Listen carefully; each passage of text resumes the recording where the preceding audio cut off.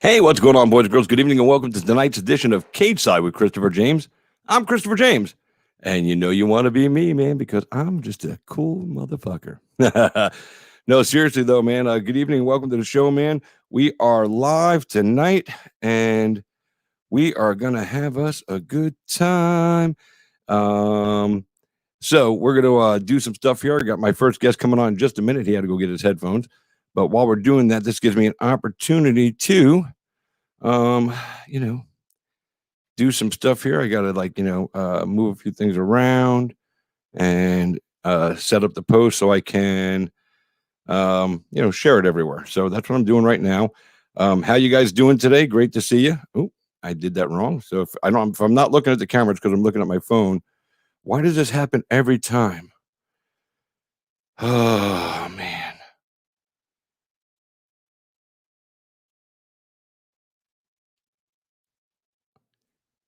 And how y'all doing? Ooh, oh goddamn, this fucking the snap thing on my shirt got stuck on my beard. That hurt so bad.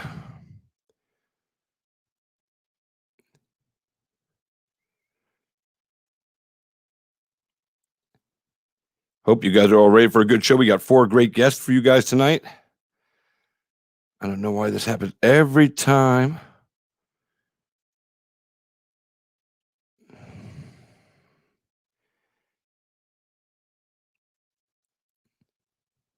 Every time I do a show, I can't get it to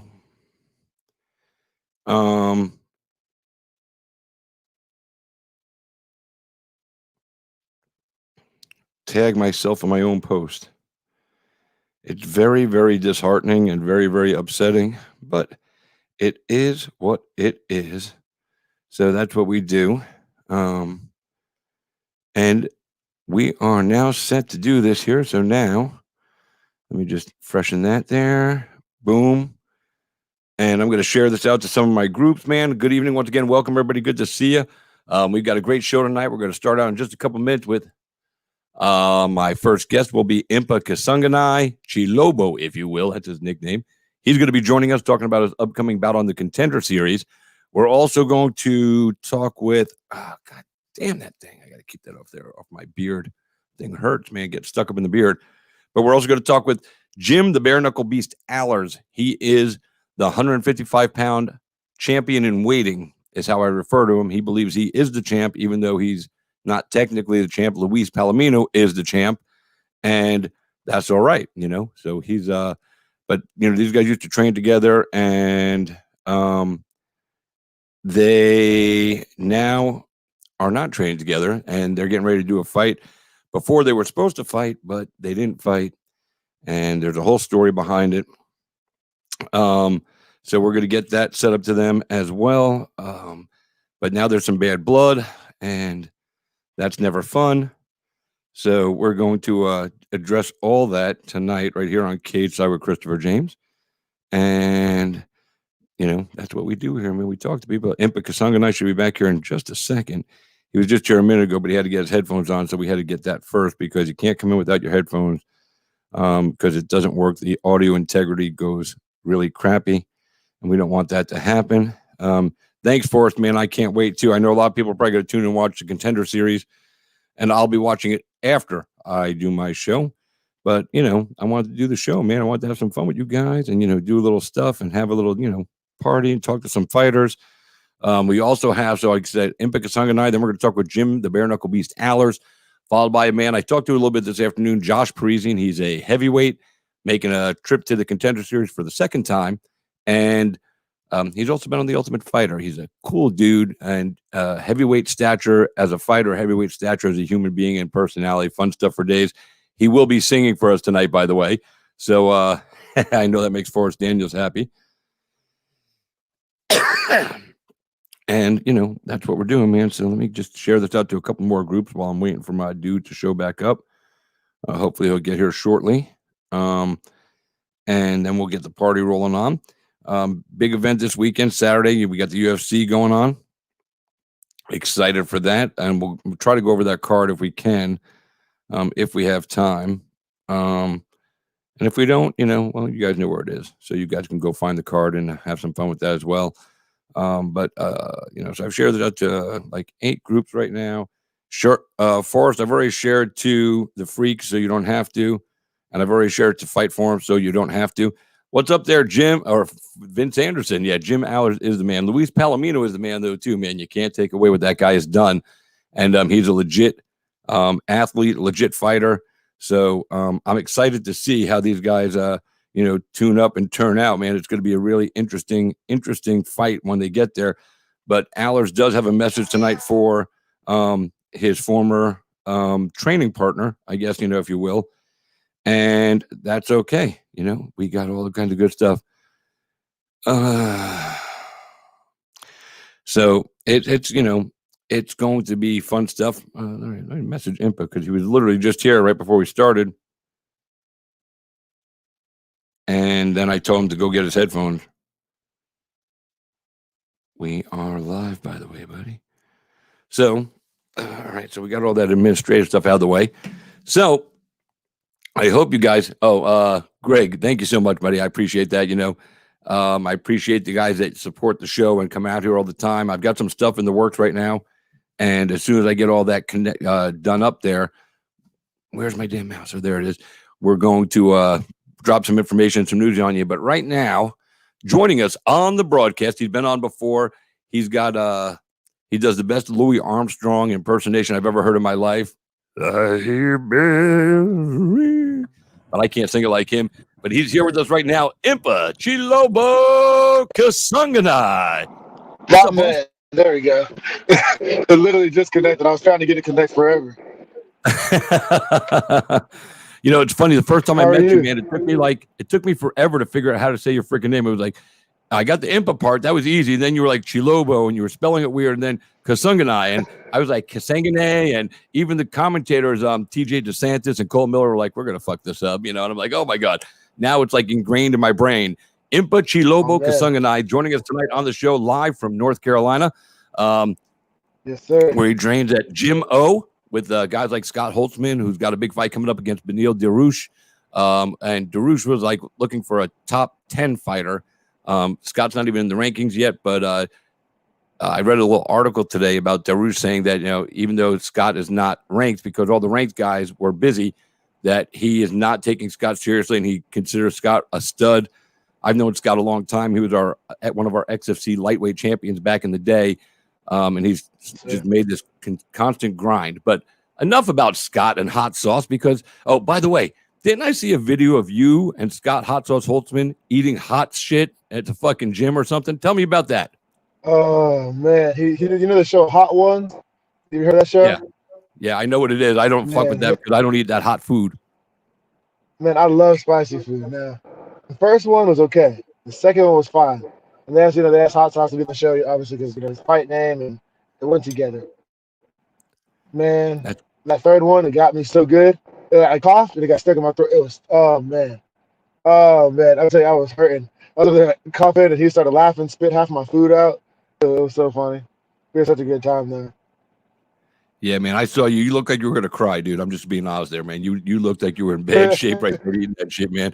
And Scott will put that hot sauce on fucking cornflakes and like not even blink. That fucking crazy bastard. Yeah, he's like, oh, he's like laughing at me like, you good? Yeah. By the way, if you like apple juice and you can find this stuff right here, dude. That's the good stuff right there. That's that straight fire, dude. Fuck Mott's. Mott's ain't got shit on fucking Martinelli.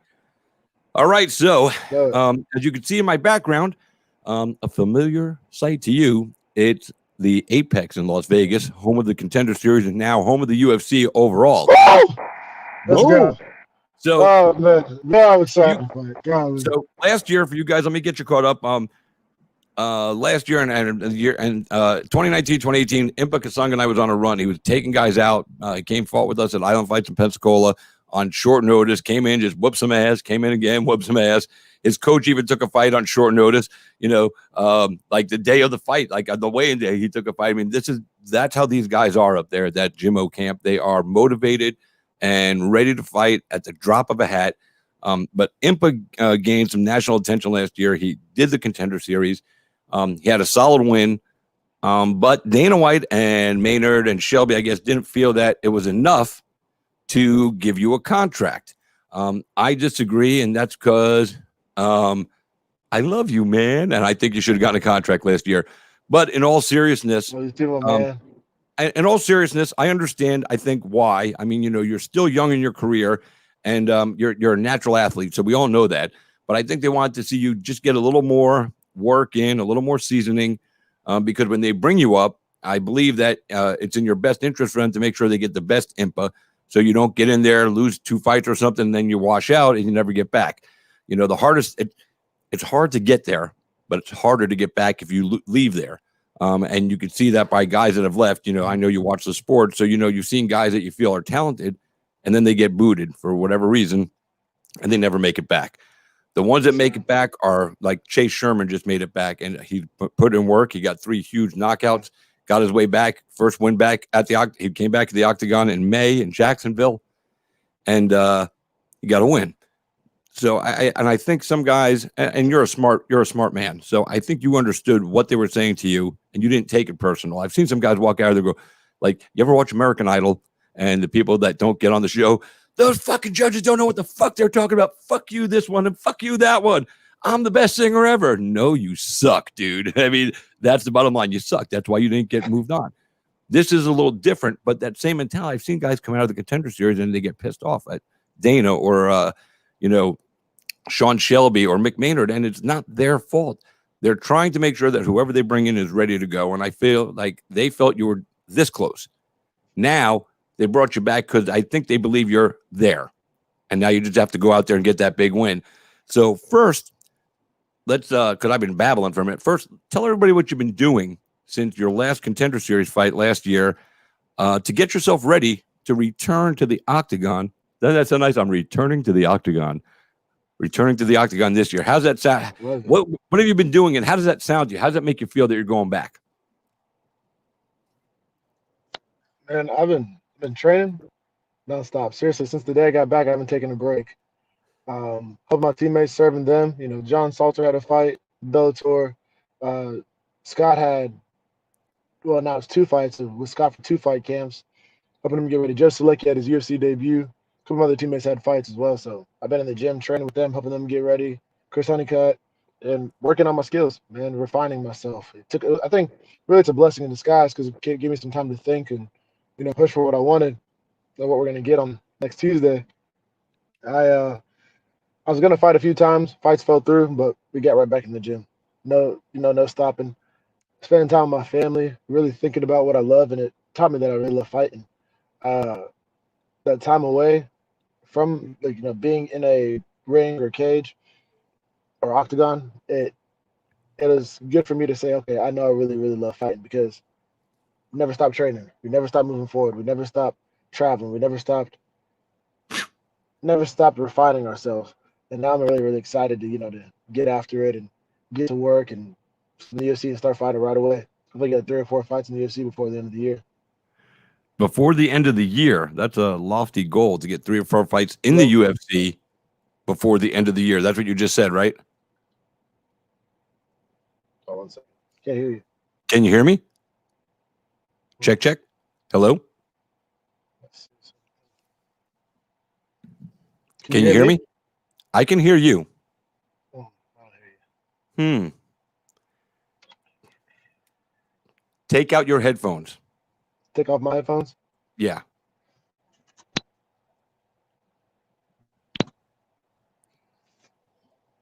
Can you hear me now? Can you hear me?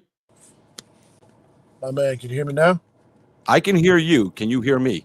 You're still not coming through for some reason. Son of a bitch. Okay.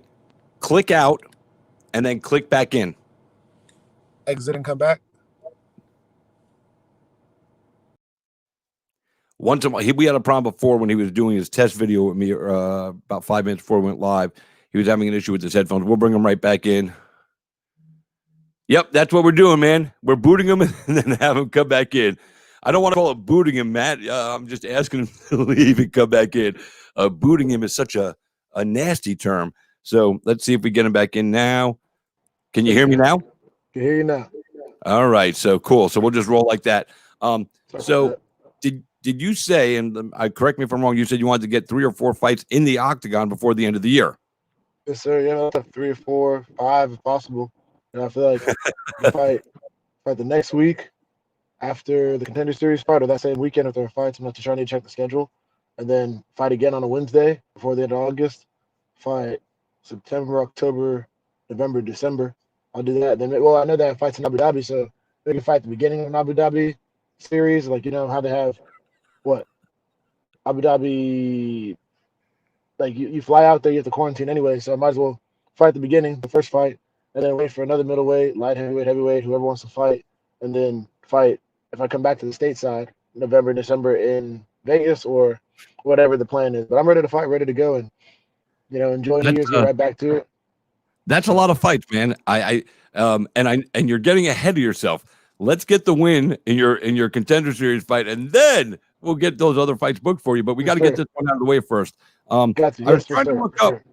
I was trying to read about who you're booked up against, and I can't find it anywhere. So, who are you facing? His name is Anthony Adams. He's from Colorado. Oh, I know exactly who that kid is. That's a tough fight. It's not a gimme fight. It's not a Impa's going to go in there and win automatically. This is a fight that's going to test you, and you know what?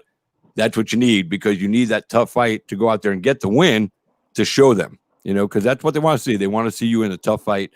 So I'm excited, man. What do you look at with him, with Mr. Adams, and that you have to pay attention to in your mind? He's a good fighter, man. He has a lot of cool tricks, man. He not just tricks, but he has skill set too.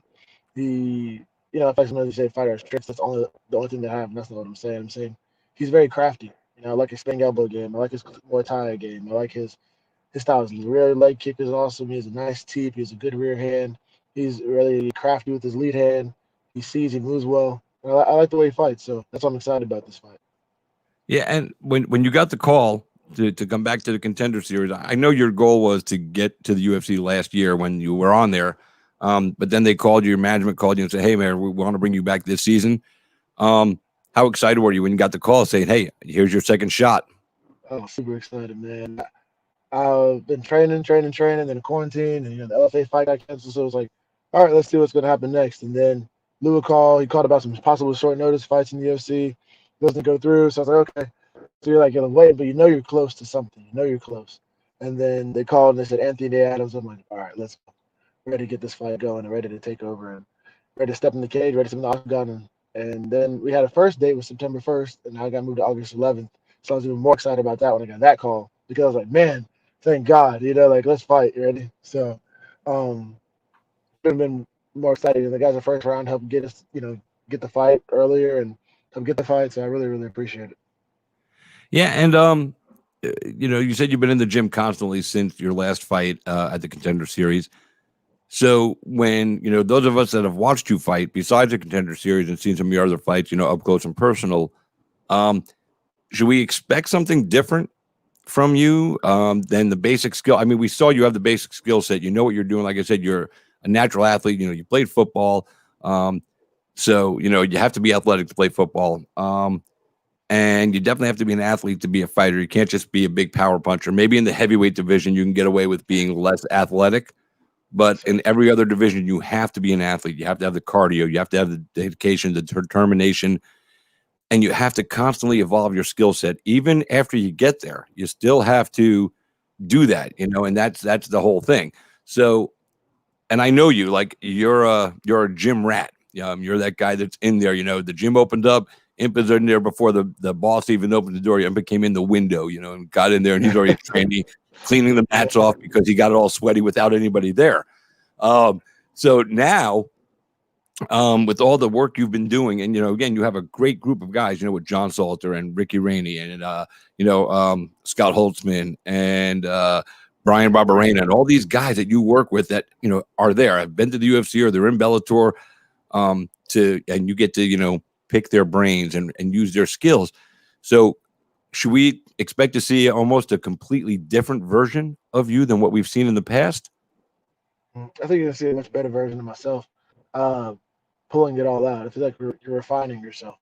I look at like when you bring like a mineral, you bring gold to a refinery, you have to start taking away the impurities. You have to start adding on things. You have to think you have to add in and put it through the fire. I mean, I have those guys like Hot Sauce, never an easy round. Brian, never an easy round. Salter, never an easy round. Honeycutt, Ricky, all those guys.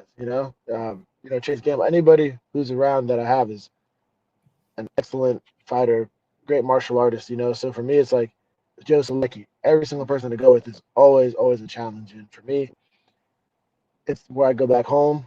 I watch my film. I refine myself. I work on new skill sets, new movements, new tricks. It's with my coach, Jeff Jimmo. He's really the guy behind it all.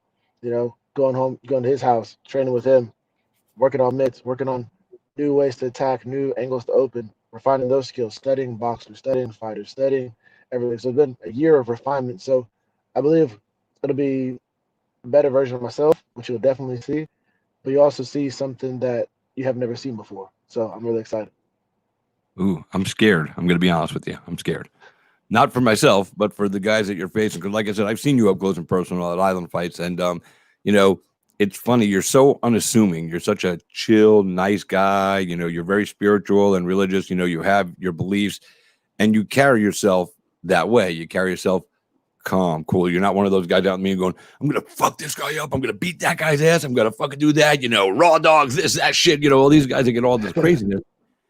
But when the door closes, or when you step between the ropes, as you do at Island Fights, the switch goes off, and all of a sudden, it's not Impa, the nice guy. It's Impa, I'm going to beat your ass guy. And it's true. You can see it in your eyes when you're making the walk. And I've watched. How do you separate the two personas? Because it really is two personas between you, the fighter, and you, just the man. It's a different guy. And I know, because like I said, I've seen it up close, and it's you remind me of Owen St. Preux, although he still comes across kind of chill. Sometimes when he walks out, he doesn't look like anything rattles him.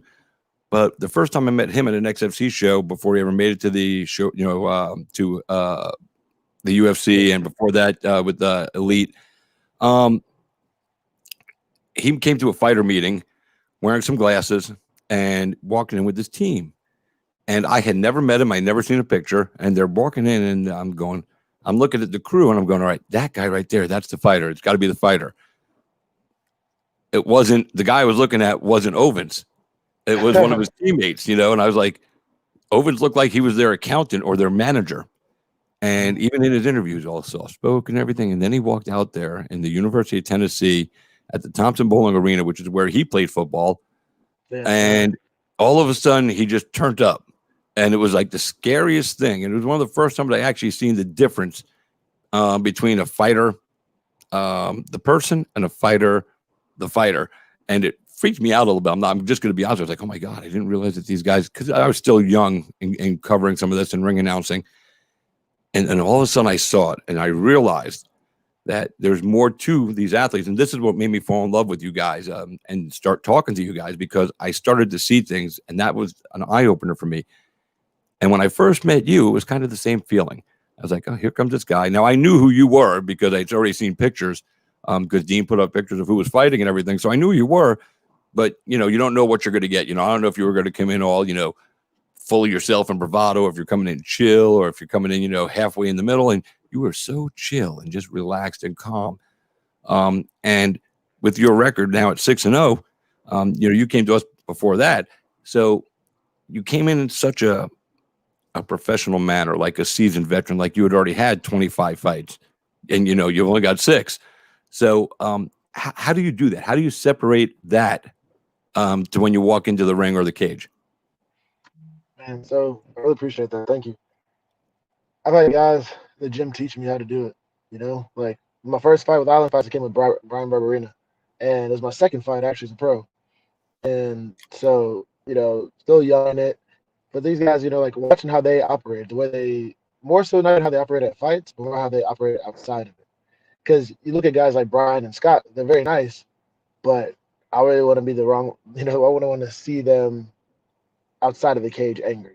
They kind of they take care of themselves. They're so pro about it. They know how to treat people well. The way Scott commands a room, the way Brian is so welcoming to people, the way they love on people, but the way they fight to show me that you don't have to be a jerk. The way Salter's so quiet, man. But when you see him fight, you're like, wow, just dominates. Selecki, all these guys. My coach wouldn't have it either. So I was, and really, if you go back to it too, it's my family. The way they raised me, man. I couldn't go home. My mom would beat me up if she saw me. She saw me act crazy. So, so really, it's like I have people that keep me in check.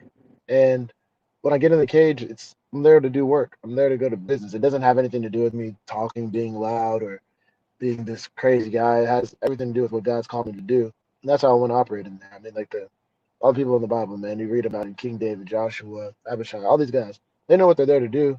And it's not a confidence that in myself, it's confidence in what I've been taught and who I serve. So I know I have to represent myself a certain way.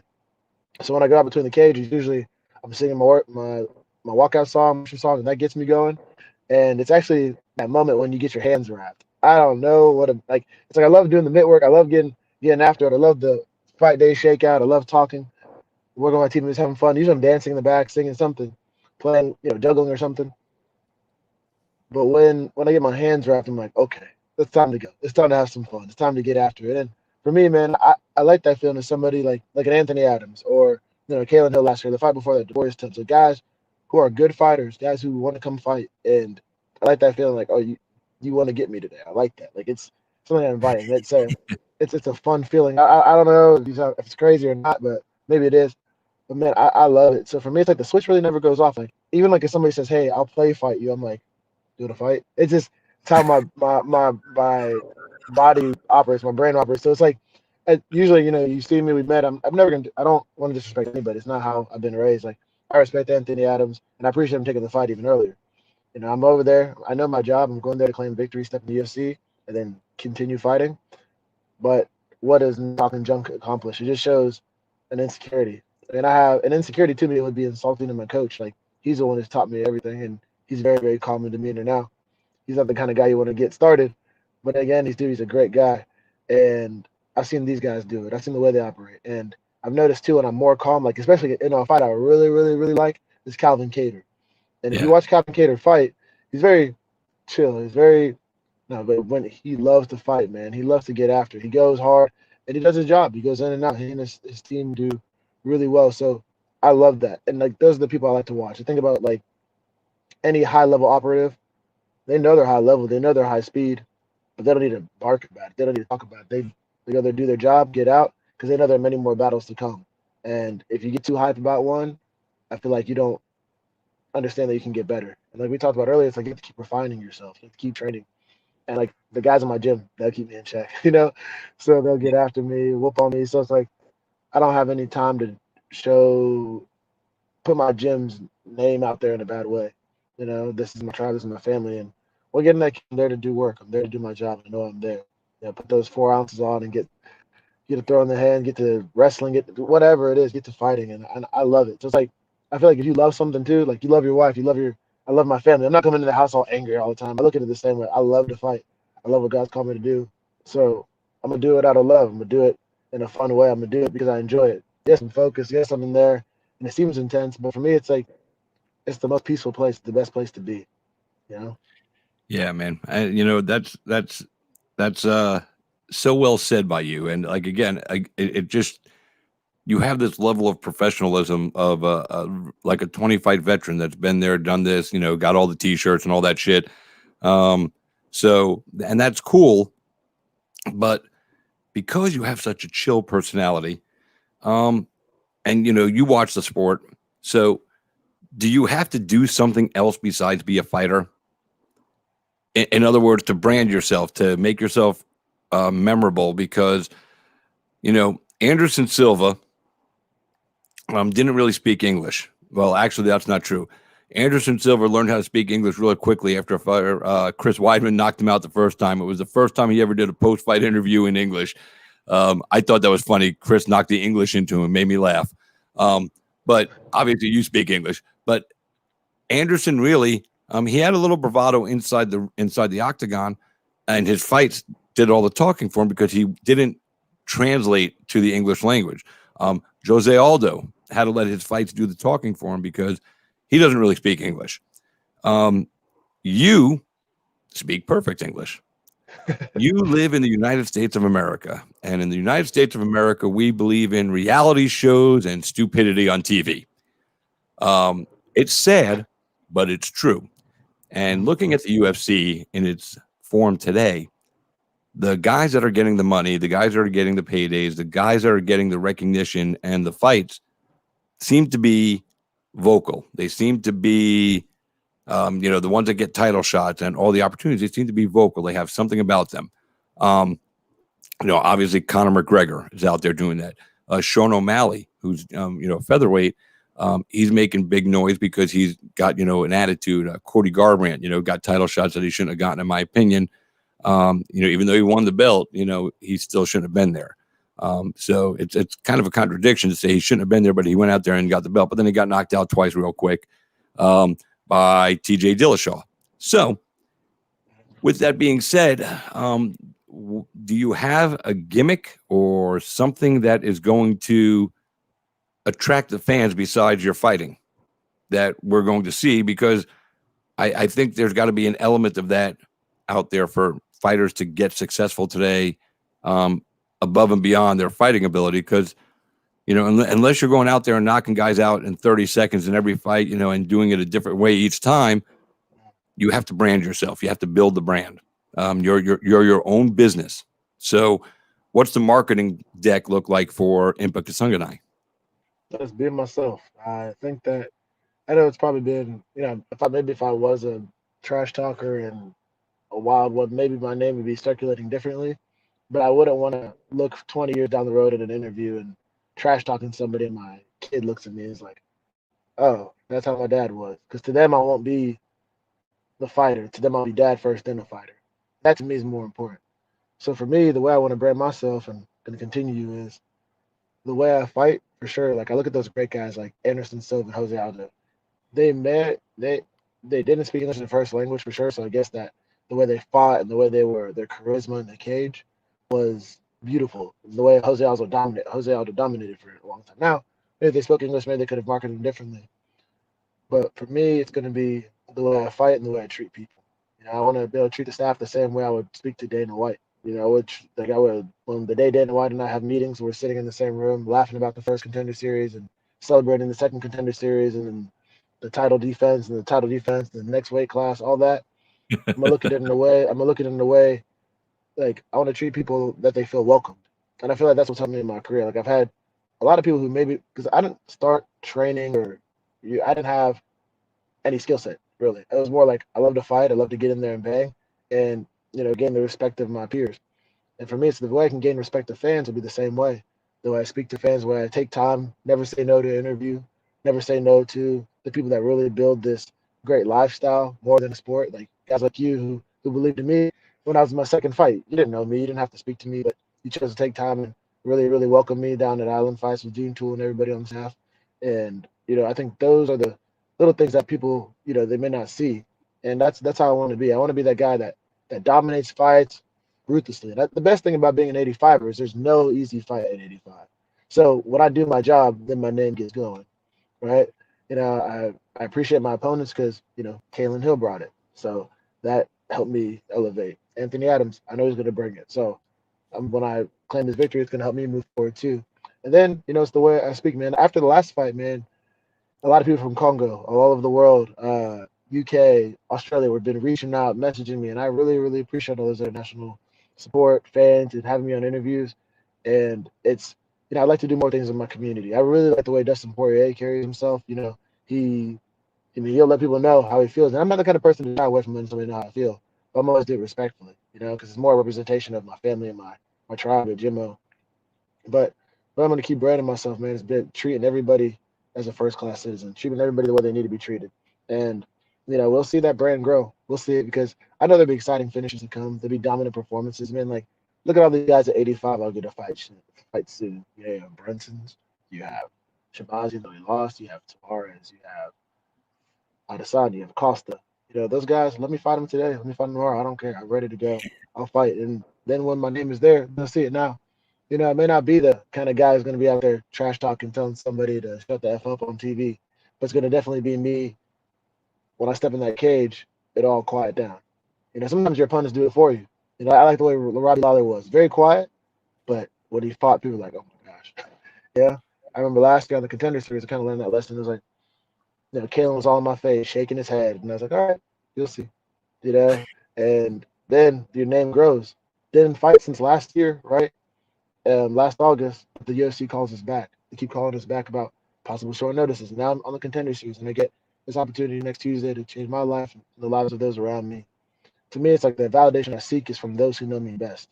Like if when I'm in the UFC and I'm 10-0, right, and you call me, I don't want you to feel like, oh, Impa's this guy now. He thinks he's too big for his own britches, my dad would say. I want you to be like, hey, man, you coming down to Florida for an Island Fights card? You want to hang out after and talk? That's the kind of guy I'm going to be, and that's how I'm going to brand myself. So I want fans to sit there. I don't care if, like, one guy I really, really, really love is Max Holloway. Now, you can go back and forth about his last fight, but I think he won. Whatever. But I could be biased, and I think I am. I think he won too, but he the lost. way he carries himself. But he did.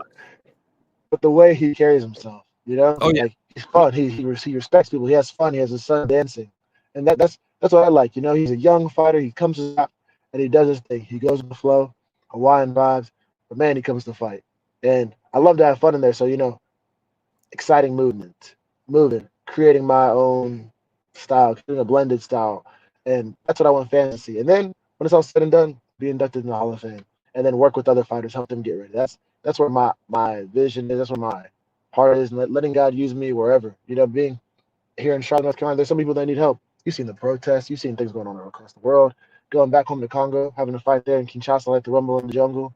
I think my name will grow the more I take care of my fighting. Like, I know I talked to Lou about it first round, and he always talks about keeping the main thing, keeping the focus there, talking to my coach about that. Like, it's not about me using my mouth to get where I want to go. It's about me using my skills to get me in a position to speak to people like you, using what I've been taught to get to people like you. Like, the way I fight is exactly the way I've been taught to fight, more so than the way I fight, has allowed me to meet people like you. And every time you hit me up, I'm like, hey, my phone broke, and I thought about you, and I read down the messenger, and I was like, hey, he did message me, my man. But you messaged me when I was right after the Island Fight cards, and I was in Arizona helping Jared Kenner get ready for the Anderson Silva fight. You really believed in me. So it's like, I always appreciate people like that. And I feel like the more opportunities I get like that, the more opportunities I get to train and fight and dominate fights, that'll come. I even thank Dana White and them for saying it last time now, because maybe if I was a junk talker and I didn't have the right mindset, maybe I do go in the UFC and get beat up, like knocked out by somebody, all that stuff, right? But now it's like keeping that demeanor, keeping that calm, cool approach. That's exactly what's going to help me get to where I need to go, and dominate these fights, claim victory. So for me, it's never been about changing who I am. It's about representing the way I've been taught to fight. And I think I know that's going to carry me to the top. I know that's going to be when I'm champion, maybe be refreshment, because maybe everybody else has to try to be like Connor and them. And Connor does an excellent job. I actually like the way he is. He is he's dominant. I mean, he came back and fought Cerrone, did his thing. He comes to have a fist fight, and then he lost to Khabib. Khabib's a beast, right? But he's always in the name. He's helped grow this great lifestyle I get to do. That's him. I'm gonna figure it out for me. And when I step in that cage, I know that my fight is gonna do the talking. And then when I get in interviews, we're gonna have fun. We're gonna laugh. So Louis Armstrong and move forward, right? So Yeah. that'll be it. That's how I'm looking at it. Well, listen, my man, you are awesome. I'm pulling for you to get that big win. So hopefully everything will work out the way you want to, and the way that we all that believe in you will do it. I wish you the best of luck. We'll be watching. Thank you. Good luck. God bless. And for your gimmick, from after this interview, just stop speaking English to everybody. That way, you don't have to come up with some bullshit chart. Just stop speaking English. We won't tell anybody you can. Just go out there and fight like Anderson Silva and do your thing. But I got my next guest standing by. We ran a little over. It's okay because he was running late, but he's here. I don't want to make him, go crazy. So I love you, man. Thank you for taking the time. I'll always be in your corner, man. Guys, I love you, bro. Be good. Stay safe. Drive safely tonight. Yes, I will. I'll talk to you soon. All right, brother. See you soon. We'll talk to you after you get the win at the Contender. We got that all set up already. All right. I appreciate that. All right, brother. Be well, man. And ladies and gentlemen, that is Impa Kasanganay. He fights on the Contender Series coming up. I don't even have the date in front of my head, but that's okay because he knows, and I'll post the date up later. I think it's next week. So he's good to go. We're going to say goodbye to him, and I'm glad that he is doing well. Now, my next guest, I already know he's got a lot to say. I can see him in the green room right now, and he's got some props with him. He's ready to go. He was supposed to be fighting for the Bare Knuckle Fighting Championship 155-pound title 2 weeks ago in Biloxi, or in Oxford, Mississippi. His coach got sick. He pulled out, also citing, his parents live with him. He didn't want to take a chance on getting anybody, but most of all, the loyalty to his coach. He wanted his coach to be there the night he won the belt. He was supposed to fight Luis Palomino. Palomino went on to fight Isaac Valley Flag, and as of now, Palomino is the recognized, certified Bare Knuckle Fighting Championship 155-pound champion. This man, however, continues to lay the claim that he is the real champ and that the interim belt or the paper belt doesn't mean anything. And he's going to tell us all that why. So let me bring him in right now. He is the Bare Knuckle Beast. Please welcome to the show once again, the one and only Jim Alers. Jim, what's up, boss? What's up? What's up? How you doing, sir? Oh, look at you. You got gold over your shoulder. So Man, now before it's a beautiful belt. But before we get into all that, I want to ask, how's your coach and, family, since that COVID scare with your coach and everything, everybody else in the family, your parents and everybody good and healthy. That's the most important thing to me. I don't care about all the belt stuff and all that stuff. Your family means more to me than anything else in the world. My coach actually just started training again this week. So as you can tell, it's been a while. He was still positive for a while, and just taking those precautions. My dad lives with me. He has stage 4 prostate cancer. My mom lives with me. She's over 65 years old, and just people in my life and my family that I don't want to risk it. Guys, believe me, I know I feel this. Sometimes it's blown out of proportion with everything that's happening, but the truth is people are getting sick. People are dying. So whatever you want to believe to be with the numbers or this being blown out of proportion, I kind of think that too. But I do also believe and know that people are getting sick. People are dying. Maybe not everyone gets that sick, but it happens. It does. But your family, your father, and I didn't realize how far along your father was with the prostate cancer. I know all about that. My father passed from prostate cancer, man. So my heart goes out to you and your dad, and I know everything that your dad's going through because I saw it, and so I know what you're going through as a son. So and I'm going to say this on the air. If you ever need to talk about any of that off the air, you call me. I'm going to cry a little bit right now. That's how that just hit me in the heart, dude. No, that's real. That's we've kind of what happens, and when the stage 4, it's there, so we kind of just accepted it and just enjoying life, and just trying to be there for him. Yeah, and that's all you can do. I mean, make him as comfortable as possible and let him do what he wants to do. If he wants to sit there and smoke a bunch of weed, give it to him. If he wants to sit there and, if he wants to drink a bottle of Jack Daniels, let him fucking drink it, I mean, fuck it. I would say if he wants to go out and have sex with a bunch of women, or have, that's not going to work right now. But my mom didn't like that. Yeah. Yeah. Your mom would like, oh, well, I'll let him smoke the weed. I'll let him have the cocktail. I might even let him do a bump if he wanted, but no women. I know I'm silly, man. So, all right. So, before we get into what you want to say to the champ, and I have to refer him as champ. He is, so don't take that as a disrespect to you. I know how you feel about it. But you saw the fight. I know you did.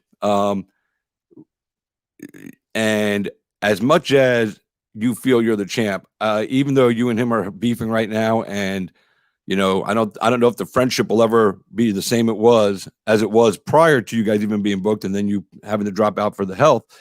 Tell me your evaluation. It was a short fight, but give me your thoughts on Luis and how he performed against a seasoned vet who was undefeated at Bare Knuckle himself, and Ike Flag, who nobody should take lightly. But Palomino came out. I was there. I went to the event. I was ringside, and he just came out on fire, like he was ready to go. I don't, and it was really cool to see, honestly. I mean, you know, to see that power, that the power that he possesses, the hand speed, the footwork, but the determination in his eyes that he knew what he wanted. He wasn't fucking around. So give me your thoughts just as a fight fan, not as a guy who has to fight him and is a little pissed at him right now, just as a fight fan overall, your thoughts on that fight and him winning the belt.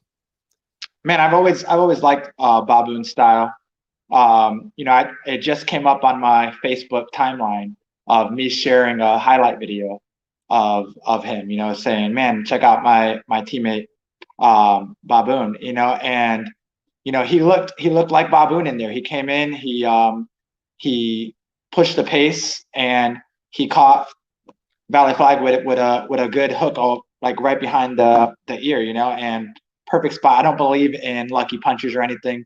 That's stuff that has to be trained and drilled over and over and over again. He didn't just close his eye and threw that punch. So he knew what he was doing.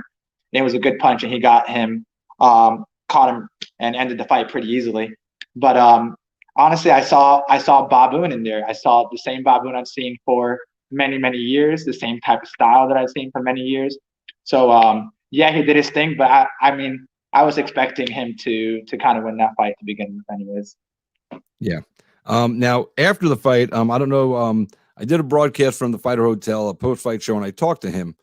And because of the internet in Oxford, Mississippi was horrible. The video is choppy, but the audio came through. There was a couple of chop spots. I don't know if you saw the interview or if you listened to it, but he had a few things to say. And the first one he said was, he's not waiting for you. He wants you now. He wants you at the next event. He said you can't duck him.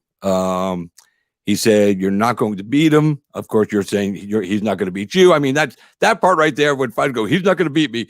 I you know, every fighter says that about everybody, so I don't even take that as a bad thing. That's what you're supposed to say. You're not supposed to. Well, he might beat me. You know, if you're saying that and you're a fighter, if you go, well, this guy might beat me.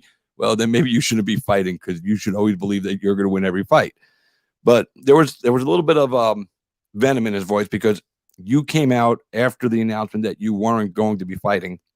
And you, before they even fought, you were like, well, it doesn't matter because I'm the real champ. So whoever wins this interim champion is like basically a paper champion.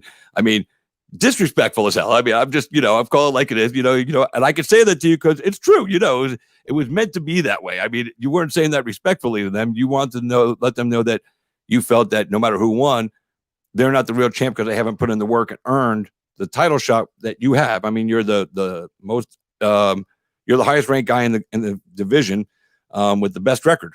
So naturally, that should have been your fight. But he took offense to that. He didn't like it. He felt you were disrespectful. And again, that's what it was. It was disrespect. It's okay. There's a fight game. People do that shit all the time. So, but he's definitely, the friendship from his point of view, and from what I gathered, the friendship, like I said, might be beyond repair, which would, in all honesty, would suck because you guys, known each other forever. But this is a business, and what I want to know from you was, were those sentiments real from you? Because especially if it was Ike and somebody else that were fighting for the belt because you pulled out because for the health thing, and you threw that out there, I would almost believe that that's how you felt. But with Baboon, man, so I don't know how to take that. You know what I mean? Because you guys have had such a good history. I love Baboon, man, and I think he's an amazing guy. He's a great family man. He's a good father, good man. All together, man. We'll take his shirt off his back for one of his friends. But I stand by. I think it's disrespectful that they would even fight for a title. With me being out, they should have just fought. And get him some more experience under his belt. I was all for the title, knowing that I would get the chance to actually get the belt that belongs to my title. That I've, clearly cleared out the division, that they have to bring people in like Baboon to give me a challenge, because just kind of walk through everybody else. And so him winning the belt, it's you can tell that he himself does not truly believe that he's a title. Who wins a championship belt and then calls out somebody. It's usually the other way around, right? You win a match, you don't have the belt.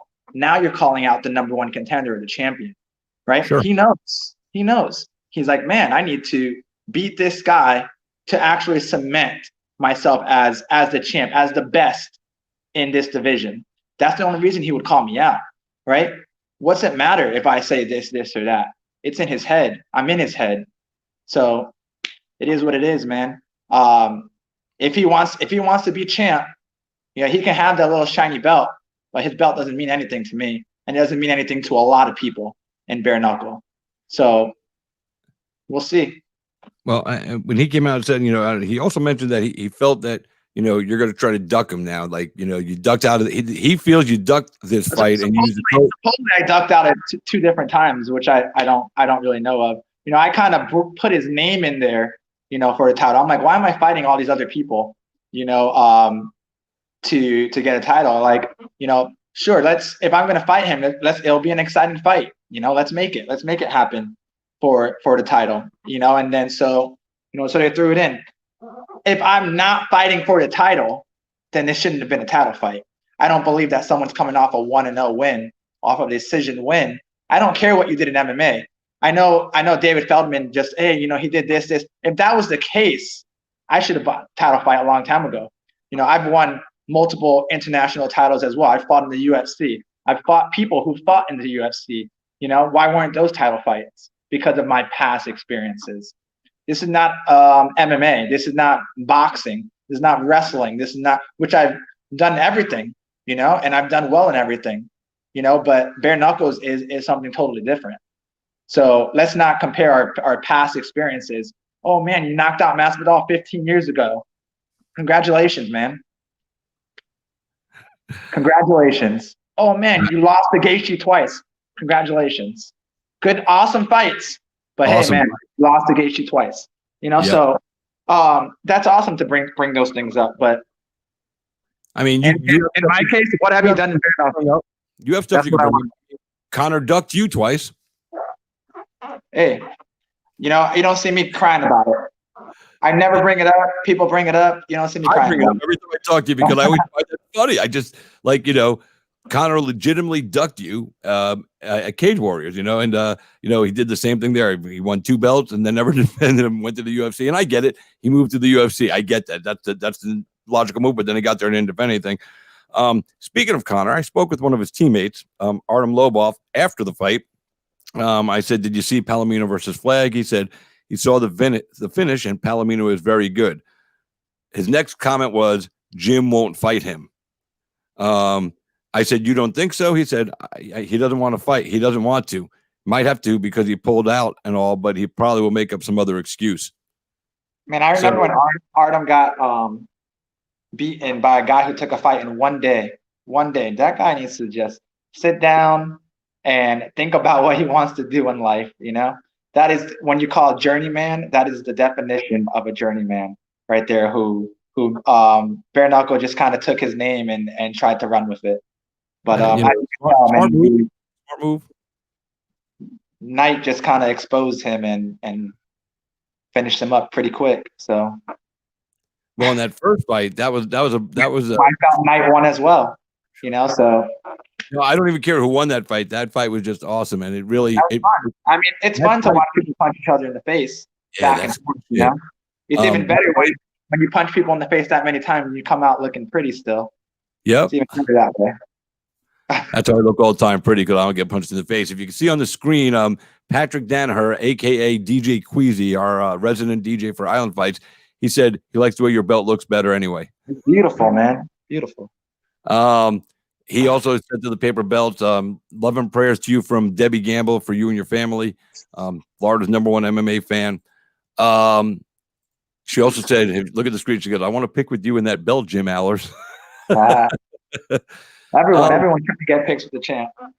It's funny too. I saw you put the belt on last week or the same weekend. I saw you were out at an event and you threw the belt on. I was like, look at Jim. He's out there already he's doing his thing, man. I laughed, not because you were wearing a belt, but because the way you did it, you had the smile on your face. You knew Palomino had just won and you just kind of wanted to just, push the narrative a little bit. He also said that if you're not ready to go when he's ready to go, let's say for the next one of the next two events, he's going to take another challenger to defend the belt. Do you have any say in that at all right now? I mean, have you spoken to Feldman? You know when we're getting. Man, I'm just waiting. I mean, if he really wants to do it that bad, my gym address is 911 Northwest 209th Avenue, Unit 136, Pembroke Pines, Florida. You can come and get it, man. We'll get some rounds. We'll put it live on Instagram for the fans to see. No, we can't do that. That's not happening in your gym. As in Mr. Miyagi saying to the guy at the dojo, too much advantage, your dojo. No, it doesn't work that way. And you're not getting paid for it. So that's the other part of it. So I know, and I know if he showed up at your gym, you and him would probably scrap. And if you showed up at his gym, again, you'd probably scrap. I mean, so that's not the way you want to do this. You want to do it in the ring. But has there been any contact with Feldman and the BKFC about when they want to put this fight together? Because we're talking. I mean, they have a lot of big cards coming up. So I feel like they want to save this fight for a big card that doesn't already have those main card stars on it as well. So I know we got Kendall Grove fighting, Hector Lombard fighting again in a couple of events in September. They have their next card coming up in a few weeks. So they're pretty stacked up for the next couple of cards. But we'll see, man. I've been told a couple different months. So we'll see, man. It's just been very hard with COVID, I'm sure. And Feldman is trying hard. He's trying real hard to make the cards happen, man, and just kind of bring just some regular life back into our lives, Yeah. So he's trying hard, but it's hard because with a fight like that, you want it in South Florida with fans. 954 versus 305. Just crowded out. It's going to be a good time. Yeah, and you know what? The show they did in Oxford, they had fans. They probably had 750 to 800 people in attendance, which was like 25% capacity of what the arena could hold. I would say to you, you're probably happy you didn't have to fight there, even though you're used to Florida humidity and all that stuff because we live down here. That arena was fucking hot. Oh my God, it was so hot in there. People were like, oh, it was nasty. I fought in Abu Dhabi outside. That's true. Yas Island. Hey, listen, Abu Dhabi hot is different than Mississippi hot. I'm just telling you. Mississippi hot is no joke, man. They talked about that in the movie Biloxi Blues with Matthew Broderick, and I never understood it till the first time I went up there and I experienced Mississippi hot. I live in Florida, and Mississippi hot pissed me off. That's how nasty it was up there, man. It's something. But so you don't have a date yet. We do have a dance partner, and there's no doubt, though, it will be you and Palomino fighting for that title. That'll be his next fight. That's your next fight. Have you gotten that from the promotion that you're the guy? I mean, because that was supposed to be the fight. Yeah, of course. That's the fight that's going to happen. There's nobody else really who should even get a shot at the title, really, honestly. After I get my title, then a couple of guys are going to have to build up some wins. We got to get some guys in this division and get them some fights in bare knuckle, and then they all can get it. They all can get it. They all can get that smoke. Jim Alers ain't afraid. I love it. Do you think that you and because like I said, you guys have both sent some kind of shitty stuff to each other over this little battle, and some of it's personal. But do you guys think that once this fight happens and you get all that out of the way, that you guys can kind of have a friendship again, or do you think either of you across the line where you might be nice to each other in public but not really friends like you were? No line really has been crossed, in my opinion. Nobody's character has been degraded or anything like that. I'm not over here talking about his family or his team or anything like that. I'm just stating the facts, man. He's going into a fight. Do I feel like he deserves the title? No.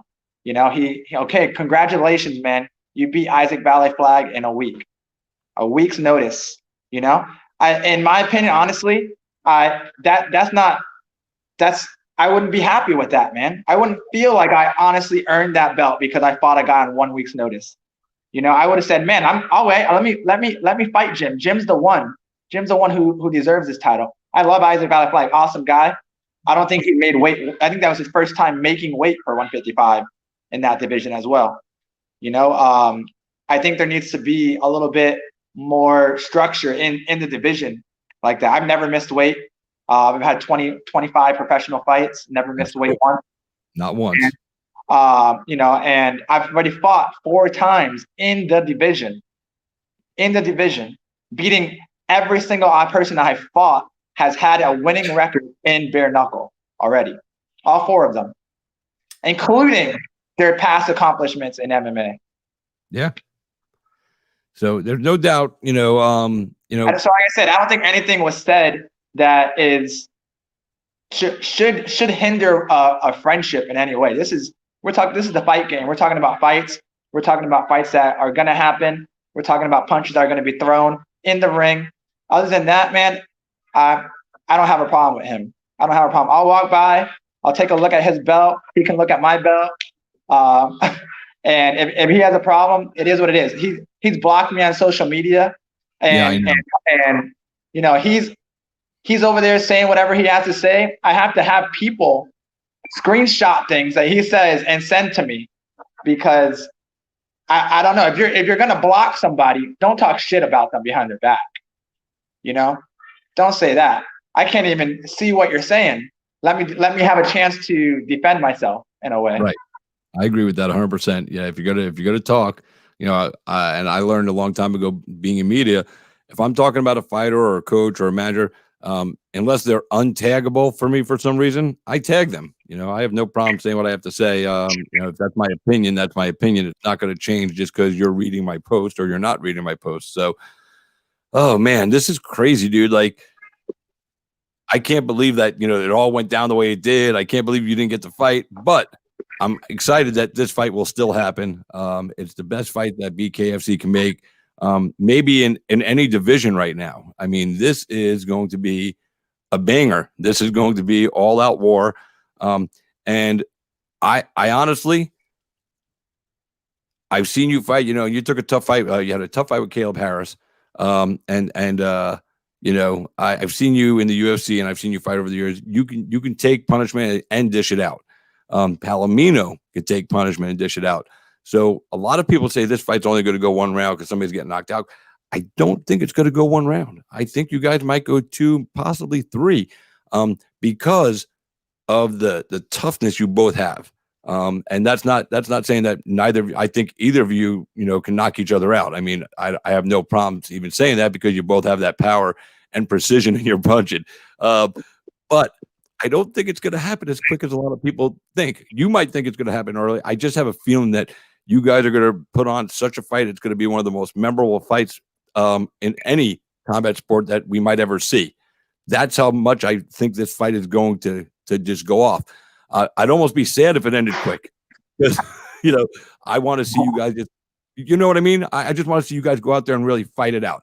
And I believe that that's what's going to happen because, like I said, you could both knock each other out and you could both take a punch. So, and I think, you know, you both understand that about each other. And I think on fight night, you're going to be aware, you know, because, you know, you don't want to go in sloppy. Neither one of you want to go in sloppy and catch a hook, you know, that you didn't see coming.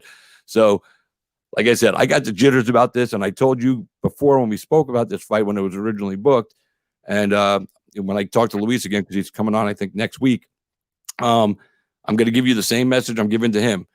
I just want you guys to go out there, put on a fight, have the most fun you can doing it. I am not predicting or picking a winner in this one. You guys, I've known both of you way too long and have cool relationships with you, so I can't pick against one of you or with the other one. I'm just not going to do it.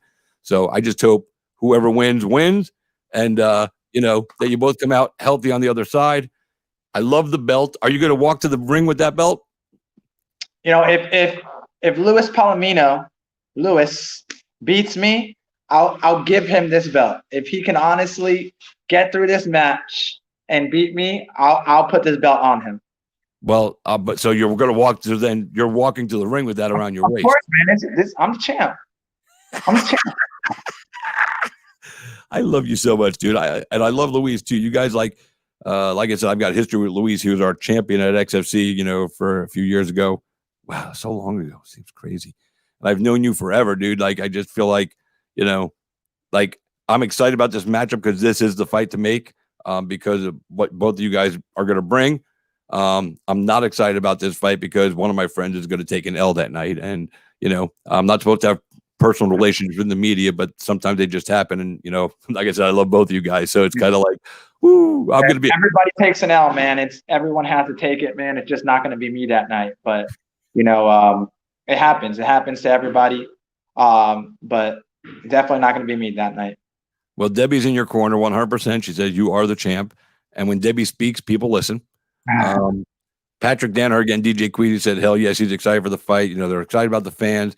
I agree with you. The fight, praying to God that it happens in Miami or in Fort Lauderdale or, in Hollywood, kind of the neutral ground. So where, between Fort Lauderdale and Miami, because I think and they'll only have 25% capacity, maybe 50, depending on how the things are rolling. The commission plans it, but I just hope they do get to have fans in the building for this one. This is not a fight that should take place without fans in the arena. I mean, we'll all watch, and it'll be cool, but man, we got to have fans in the building for this. This is one of those fights that you got to have the fans there. So it might, if Florida doesn't improve, it might end up back in Mississippi because they're allowing fans in. And you're, I'm sure you'll have your traveling shows coming up with you, and bring the important ones with you, and then of course he'll have his, and then the rest of us will be watching. I'll be there, ringside covering that shit. But yeah, Miami, Fort Lauderdale, really anywhere in Florida, this fight could take place. Orlando, Tampa, if it has to be in one of those, that's cool. But the ultimate thing would be to have it down in South Florida, where you guys, made such an impact on the scene of combat sports. And again, 954 305. That's a rivalry that's been going on for a long, long time. I lived down in South Florida when 305 was the same area code for Broward County. Wow, man, that's a fun time. That's some dinosaur shit, right? But that's the way it was. And then finally it just got so big in Miami and Fort Lauderdale. That's when they came up with the 954. And then the rivalry was born. And like that ever since. You got to rep your area code, man. So before I let you go, you're sideways now. Oh, we lost him. I guess he dipped. I don't know if his phone died or something. Maybe he'll come back on. Maybe he won't. I was going to say, before we let you go, Jim, I just want to wish you the best of luck. God bless you and your family.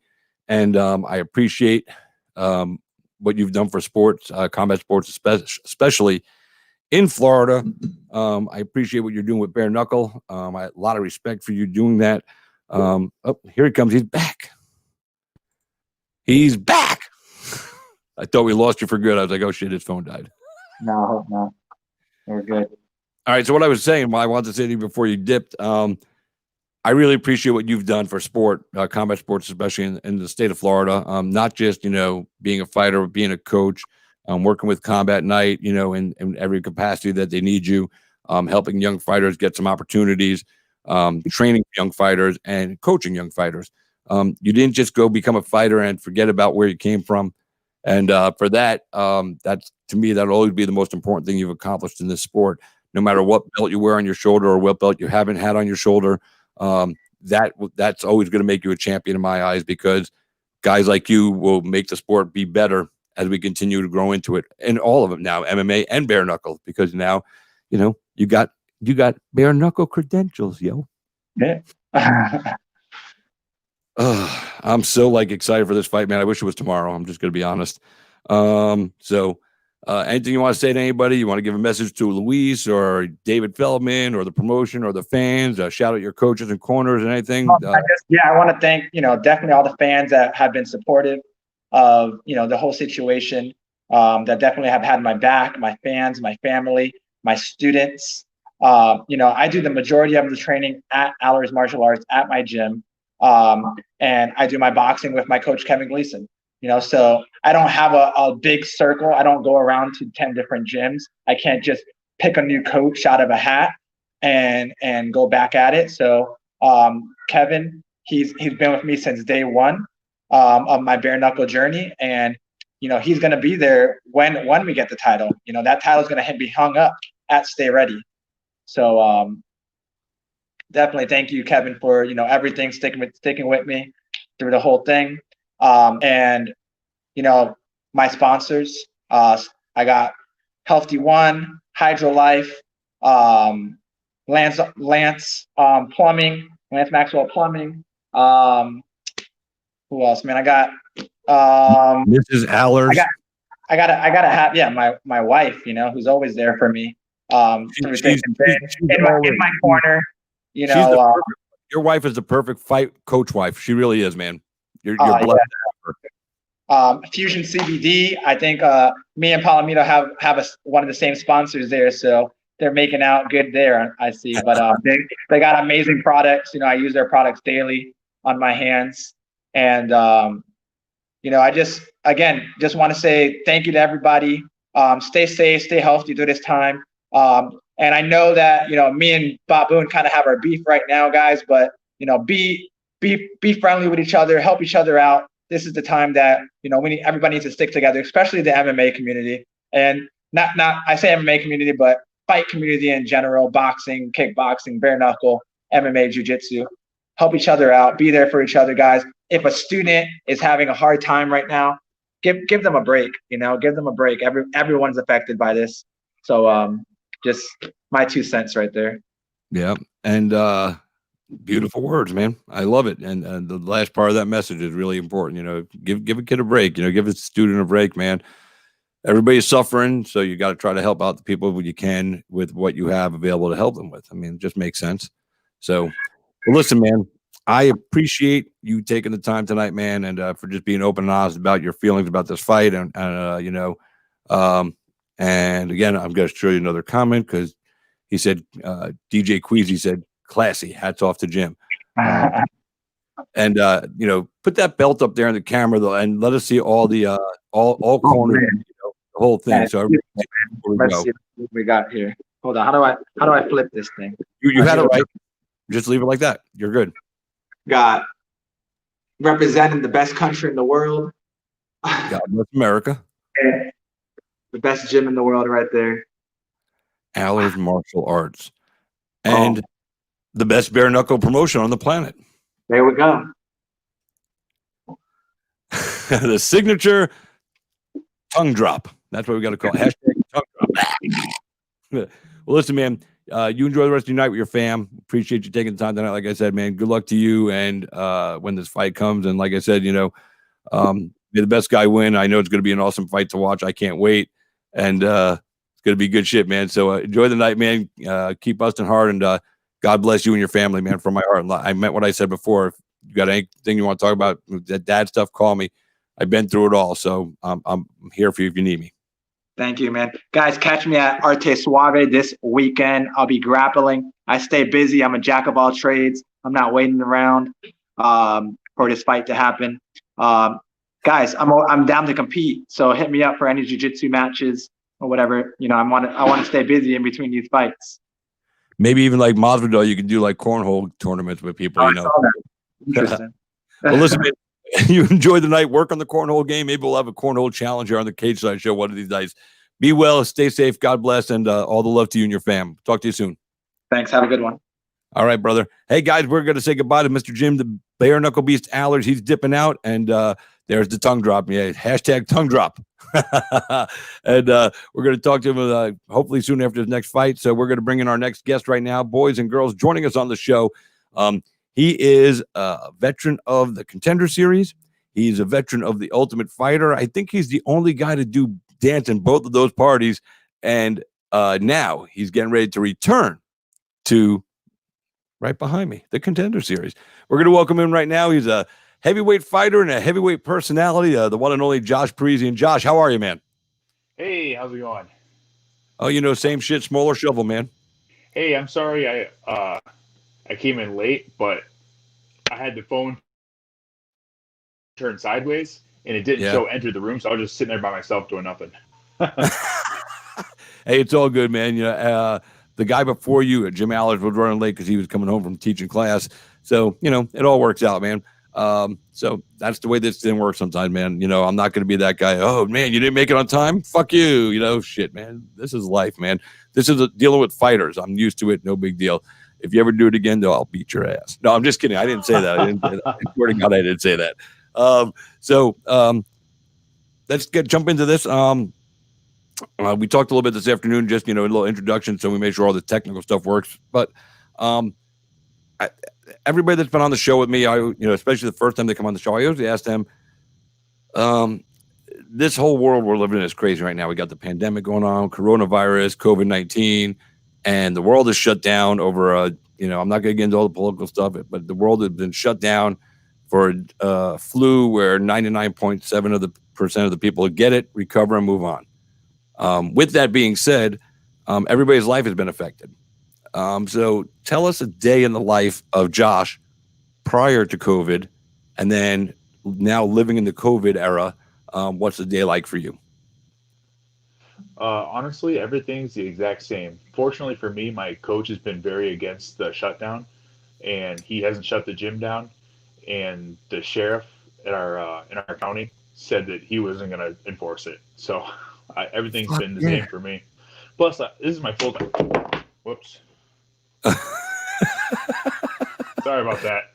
Dude, that hurt, man. Right on my fucking noggin, bro. Plus, this is my my full-time job. You know what I mean? So, this is what I do. So it didn't really change for me, other than I got to wear a mask sometimes. Yeah. Well, that's good. I mean, being able to keep a routine, especially when you're a fighter or any athlete, one of the things that, is important is being regimented and having a routine, being almost, OCD about life, because of what you do for a living. So no changes. So that's pretty good. Well, actually, I'm going to say that's not true, though, because since it's all started, during the pandemic, you have a Corona baby. Yeah. Yep. She's a Star Wars baby, too. She was born on May 4th. Oh, shit, man. Damn. So she's Corona Star Wars baby. That's just fucking, that's crazy. She'll probably be the president one day just because of all that weird, shit, the calendar and all that stuff. So your first child, right? Yep. As far as I know. As far as you know. Yeah. Yeah, that's always the right answer, especially if your girlfriend's watching. But seriously, so you were a fighter, doing this for a while before you ever had a child. Do you feel different now being a fighter, now that you're a father and you got that little girl to take care of?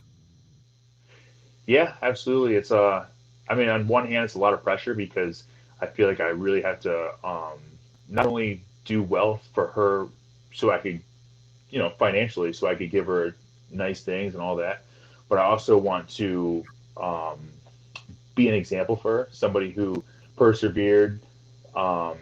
They kept working for something, they made it happen, and they took the path less chosen. And so I think that's like the best thing that I can give her is leading by example. So it's important to me to do well. So I've been training.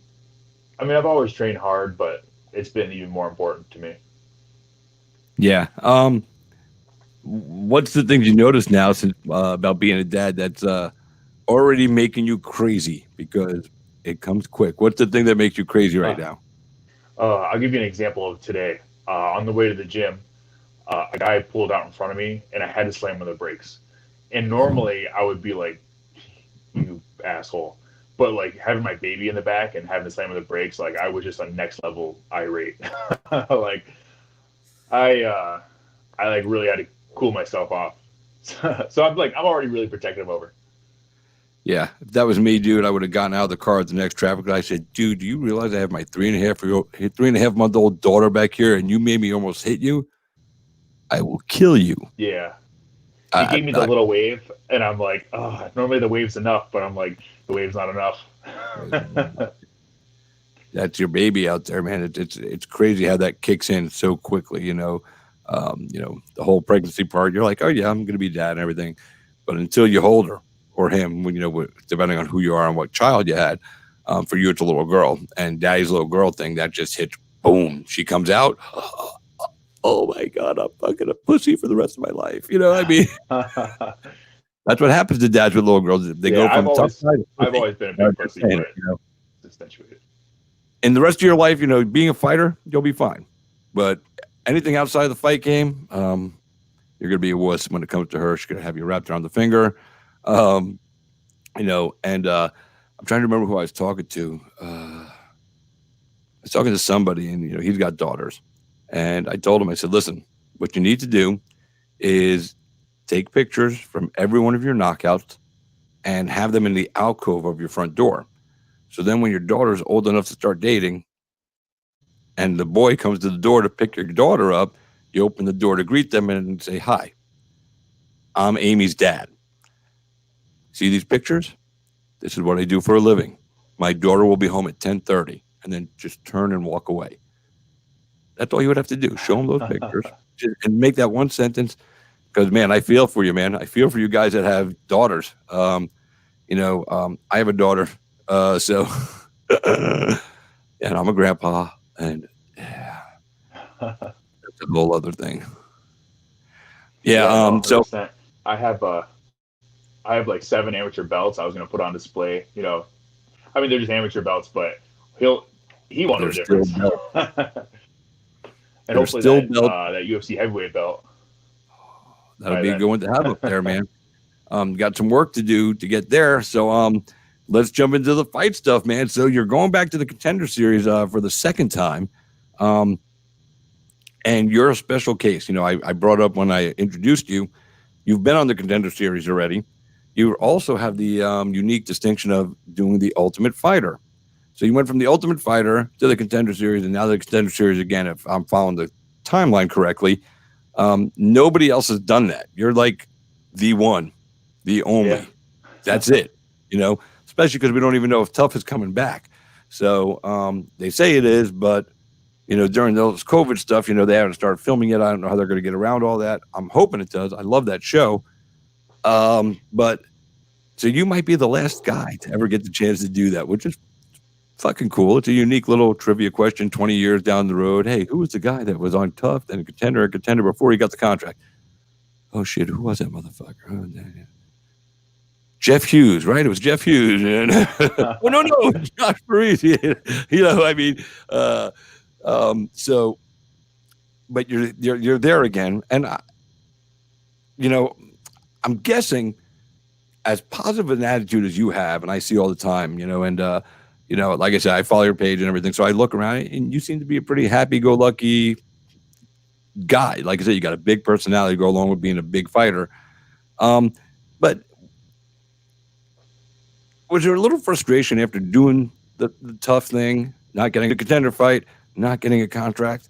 Was there any kind of frustration that set in that, and I don't want to say that, possibly derailed you from continuing on, because I don't think that was ever a thought, but was there just some frustration feeling like, man, I feel like I've done enough to get that contract, and what do I got to do? Oh, 100%, definitely. I just feel like through my career, I've had a lot of roadblocks. I had a lot of things that were very difficult to overcome and to even get to where I was at the time. And then to get another roadblock, it was difficult, but I'm definitely no stranger to having to persevere and take things for what they are and keep pushing forward. So although it was frustrating, I tried to make the best of it. And that's good. I mean, that's the right attitude to have. Did you honestly think you would have to do the Contender Series again, or, with the COVID stuff going on, did you think maybe you're just going to get a short notice call, come up as a heavyweight and, make it to the octagon? Actually, there was some confusion because I thought I was fighting Chad in the UFC for maybe 5 days, and then and I looked at the date and it's on a Tuesday, and then I reached out to there was some disconnect between my manager and my coach because my coach thought it was just a UFC fight too, and then I found out it was the Contender. I'm like, oh my god, why was there a disconnect there? That's a big deal. Did your heart sink a little bit? Oh my god, yeah. I was driving and I was like, plus I've been telling everybody that's really close to me, like, I'm signing the UFC. I'm calling my grandma, I'm crying and stuff like that. And I felt so dumb after I found out this. But it's still a great opportunity, but I thought I was already in. Yep. But That sucks. But listen, you don't have to feel bad about telling your friends anything. You didn't lie. You just, your manager didn't tell you, so you didn't know, man. So just blame him. That's what he's there for. That's what he gets. He gets his cut to have to get blamed for shit. So fuck it, blame him. That's the way it works. Say, hey, sorry, dude, man. I can't take the blame for this, dude. You fucking did it, man. You gotta fucking. I'm just telling people it's your fault. Cool, thanks, man. That's a good point. I should blame him for everything. Everything that happens in my life. I pay him a lot of money to be able to do that. So. I think you've earned the right. I think you paid for the right, Yeah. So, and that's funny, man. Thanks for telling us that. That's a funny little tidbit that you thought it was already in the UFC, and boom, you got fucking shot to the Contender Series. You're like, wait a minute, what the fuck, man? I was just in the UFC. Now I'm not. Yeah, I haven't told anybody that. This is the first time I'm saying it like publicly. Exclusive stuff right here on Kate Star with Christopher James. Guys, thanks for tuning in tonight. We are talking with I'm going to say hopefully a future UFC heavyweight, Josh Parisian tonight. Like I said, he's been on Tough. He's been on Contender Series. He's going back to Contender Series next week, or is it in 2 weeks? 2 weeks. 2 weeks, and you're playing Chad Johnson. Yep. Not Ocho Cinco, guys. Don't get that confused. It's not the football player. Because Chad Johnson, Ocho Cinco, Cincinnati Bengals. You didn't even get that, did you? I did get that because I was trying to look him up, like typology and stuff, and I'm like, he was a football player. But then I figured it out. I had to then you found out it was not the same Chad Johnson. So that's all right, man. So tell us your thoughts on your opponent. Oh wait, hold on. Before we do that, let's see. Where is it? Oh, Drew Gardner says Josh Parisian is a beast. And then he came on and said, you could see the comment, did you all see Josh's latest video showing how nimble he is? Can't wait to see this fight.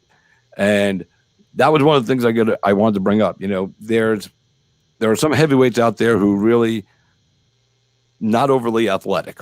Not to say they can't fight, but they're not overly athletic. You're a big man, and like Drew mentioned, you're very nimble. You are really fluid for a heavyweight. There's some guys, and the evolution is continuing for a lot of heavyweights. But you really are. You're fluid. If I saw you on the street, and not knowing you were a fighter, I'd think, yeah, fucking, because we all size guys up. Fucking, that's what we do. I don't care who you are, how nice you are. Walking down the street, you're looking at another guy your size of my mind. I wonder if I could take that motherfucker. I mean, it's just in your head. Whether you're a fighter or not, I do it all the time, dude, and I have no business doing that. I'm 5'9" and fucking half dead. So, but I still do it. So, like, if I saw you walking down the street, and I'd size you up and be like, all right, that's a big dude, man. I'd have to hit him and run because he couldn't catch me. But I would be mistaken because you're quick and nimble on your feet. I wouldn't have a chance, or I probably wouldn't even make connection, So I'm glad we're not walking down the street, and I know better because I know you're a fighter. So, but we size people up, we just do it. You do it too, don't you?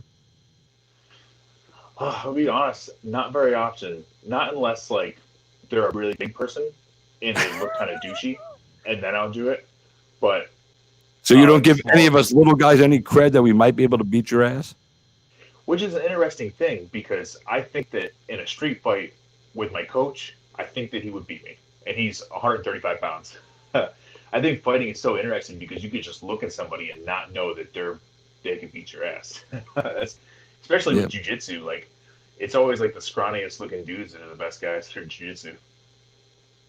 That's fucked up, man. But so basically you're saying, except for your coach, the rest of us little guys have no shot. Thanks, man. That hurt. I'm not saying that. I'm not saying that. That's what you just said, man. I need a drink. Yeah, you're smoking and drinking. You don't think I have a shot? Well, I'm not saying that. No, I'm not drinking. I, honestly, straight up Martinelli apple juice, dude. I don't drink at all. Oh, okay. But I do smoke. But yeah, no alcohol for me. I can't. I don't like it anyway. I tried drinking, beer and shit when I was a kid, when I thought it was cool when I was 18. Yeah, let's have a beer. Beer tastes gross. It really does. I love alcohol margaritas. Tastes gross.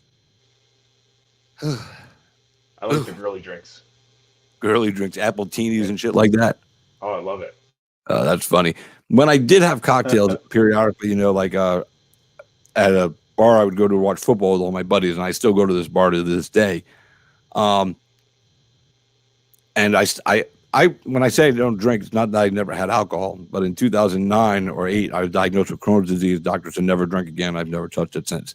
But even before that, I wasn't a big drinker. You know, it had to be a really crazy special occasion, like something that you don't see a lot, like the New York Jets scoring a touchdown. So whenever they did, I would have a drink. You know, would do a shot round with the whole guys at my table, and there was like 8 of us. So, you know, the one day that fucked me over on that was with Brett Favre threw 6 touchdowns for the Jets when he came to our team for 1 year. I had to drink 6 shots of Jägermeister that day. That was not good. Not good. Typically, I completely forgot he left the Packers. Yeah, I completely, you know, before that game, you know, I had a shot this week. Maybe 2 weeks go by, I didn't have a shot. You know, maybe the next game I have to do another shot. It was good. I had a good thing going there. I didn't have to drink a lot. But that was the rule of touchdowns. Then when I got diagnosed, doctor said no, and I told the guy, I said, no more drinking for me. And I wasn't even upset about it because I didn't like it in the first place. The only reason I chose Jägermeister was because it had a familiar taste to me, like cough syrup or something, and I could tolerate. Everything else was like, you know, I tried to drink a Long Island iced tea once. That was disgusting. I will never, ever, I don't even want to sniff tequila. Oh my God, that stuff is horrible. And I had a bad experience once in North Carolina with some moonshine, some legit moonshine, not the shit you buy at a liquor store and people go, oh, that's shine. No, I had some Carolina Kool-Aid, fucking some real shit. This much, right? Literally that much. And you know, like way down here on the bottle, you know, like that much from my finger down, you know? And the guys that gave it to me were friends of my dad's. And they go, sip it, don't shoot it, and you don't even want to drink at all. And I was like, fuck you guys, man. Who would fuck you? I went, shh. I woke up like 13 hours later in their backyard on a fucking lounge chair. Fucking, that was it. One little fucking measly fucking, I mean, so yeah, I learned don't fuck with moonshine given to you by real country folks because that shit will kill you. And I learned I didn't like Long Island iced teas that same day before that at another barbecue. So yeah, alcohol sucks, man. The fruity drinks suck too. Even like all that, I can't drink it. I just, ugh. But what's your favorite drink then? Well, it's funny because at like work parties and whenever I go to the bar, whatever, I would order like a Jack and Coke because I feel like that was a manly drink to have. But to be honest, I didn't like it. So now I just order like usually like the fruitiest drinks I can get. Like I really like this a bar that's close here, like this orange sickle. It tastes just like one of those orange cream sickle ice cream things. It's so good. Anything that tastes like sweet and you can't really taste the alcohol. And I love margaritas. All right, guys. So if you're keeping score tonight, we've learned that Josh thought he was in the UFC and he wasn't, and he likes fruity girly drinks. So, you know, keep these written down somewhere, guys. But it's on video, so we have it forever. So keeping it real. But going back to where we started this question before we got a little sidetracked. So you are a big guy, but you're nimble. You're like I said, you're very light on your feet, you know, and a lot of big guys aren't. They have the power and all that stuff, but they're not nimble. So how did you get to be such a nimble son of a gun at being such a big guy? Because you're carrying a big load, you know, and it takes some, you know, strength to move the big load around. And you don't just move it around, you move it around with precision. And like, you know, like I said, like almost like a big giant gazelle that ate too much food. Yeah, honestly, it was because heavyweights are few and far between here. I haven't had a heavyweight training partner in a very long time. I'm always training with smaller guys, and they're fast. And the only way to hit them is to be fast and to be crafty. So I've really had to, I don't know, like adjust to that, like evolve to that, and then it just carries over to fighting big dudes that are kind of slow and just sit there and swing for the fences. I mean, we all have knockout power, and I think that a lot of those guys would do well to move a little more. Yeah, well, hopefully move a little less when you're fighting them, right? Yeah. Yeah, no, it's exactly a little bit less than me. Move more, but yeah, less than me, but a little bit more than you've been doing. You know, make it look a little more exciting when I beat you up. I mean, that's what you want it to be. You know, so so you got the Chad Johnson fight. What's your thoughts on your opponent? I have not watched any video. I let my coaches do that and just tell me what I should be training. I went through like this as an amateur. I was really nervous. I didn't play any other sports before doing this. I played World of Warcraft. I didn't do anything. And whenever I would fight, my legs would feel really weak and my arms would feel heavy, and I couldn't punch fast, and I just hated it. And I'm like, how am I going to deal with these nerves? Because I haven't had the opportunity to deal with pre-competition nerves before in any other sport growing up. So I took 21 amateur fights. They never went away, so I went pro. But then I worked with a mindset coach who eliminated my nerves. Like I had like no nerves at all, and I realized that I was performing less than I was when I was nervous. So now I realize that I need to be nervous. And if I watch a video on somebody, it's kind of like in the gym. If I'm sparring with somebody that's not very good, I'll always match their level. So we're both getting work. It's just a habit. And if I watch video, I'll always compete to the level of my opponent. So now I'm not watching video so that I'm nervous. I don't know what to expect, and they'll always get the best of me. Interesting. It's an interesting application of the mind, and it works. If it works for you, man, that's the way you do it. You do what works, and if it ain't broke, don't fix it. That kind of shit, right? Yeah, I'm sure everybody's different, but it's just it's what's working. So, we talked at the beginning about your baby and everything. How has that affected your training schedule? What do because I'm sure it's got to make some adjustments. I know you have your girlfriend and all that stuff, but what are the adjustments that you've had to make in getting your training in, spending time with her? Like today when I talked to you, you were feeding her, and she's so cute. I love that. Oh, she's so adorable. Really is. Like we got done talking earlier, my wife was like, I can't believe how cute that baby is. She was all in love. She's like, let's have another one. I'm sorry, you didn't come through. Don't say that out loud ever again. Yeah, she's my girlfriend has been great. She works from home 2 days a week, Wednesday and Thursday. She always has the baby in the evening, so I can train during the evening. She always lets me get 8 hours of sleep. I have not. I missed a little bit of sleep at the beginning, but that was before I even accepted the fight, even knew about it. But since I accepted the fight, I've always gotten a full night's sleep. Let's see what else. Sometimes so Monday, Tuesday, and Friday when I go to the gym, I'll take her with me, and she'll just sleep. She doesn't fuss. She'll just kind of sit there and watch or sleep.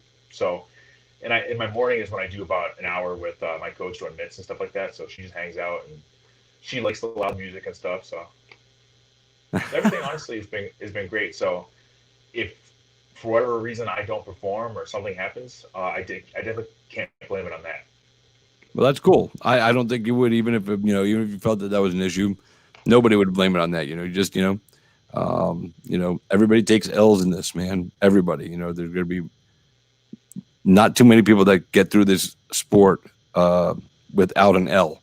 So there'll be a couple maybe, but everybody takes an L. So, you just go back to the drawing board and, tweak this, tune that, go back and do it again. At the end of the day, I think most of you guys, as much as your competitors, I think it's you guys, which I always find weird because I'm not a fighter, so I don't understand the mentality that some of you guys have. But it's like, it's just fucking fun, dude. Going in there and fighting, man. And I never had fun getting into fights. I got into fights out of necessity. There was a couple I had a little fun with because I really beat somebody up, and that's not expected of me. So when I get one over good, yeah, that was fun.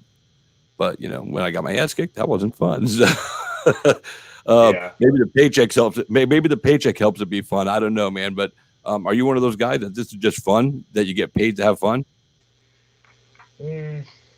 No. Sometimes right before the fight, I question why I'm even doing it. You know what I mean? Because I feel such overwhelming nerves, and I know that I can't help it. I always try to work on this, but I tie my self-worth to my performance, which losses are tough when that happens because you just think like, I spent so much time in this. I've dedicated everything. This is who I am. So when I don't perform, I feel like I don't know, it's like depressing, like I'm losing a part of myself. And like, if I've been spending all this time doing this, I'm not the best at it. What am I doing? But that's something that it's a constant battle, and I'm always working through that, and I'm trying to remind myself that I'm Josh who fights. I'm not Josh the fighter. You know what I mean? It's right. Something that I do. It's not who I am. Yeah, it's definitely something you do. I know some athletes that, especially I know a few fighters that have gone through the same thing, and they've told me about it. And a couple of them went to see a psychologist, a sports psychologist, to help them deal with that. Is that something you've ever thought of? Because there's nothing wrong with that. Some people go, "Oh, you don't need to see a shrink," or, you know what? Sometimes you do need to see a doctor. It's not a shrink, a psychologist or a psychiatrist, or even a counselor. Sometimes just somebody to talk to. That's not involved in your inner circle, that isn't going to judge you or all that stuff or punish you for anything you say. Just give a thought and get something back from them after you be able to spill. I've gone to counseling various times over my life, and it's always been beneficial to help me get in touch with myself and overcome some fears of my own. So I don't know if you ever thought about it, but it's always something to look into, man, because your body needs exercise, and to do stuff.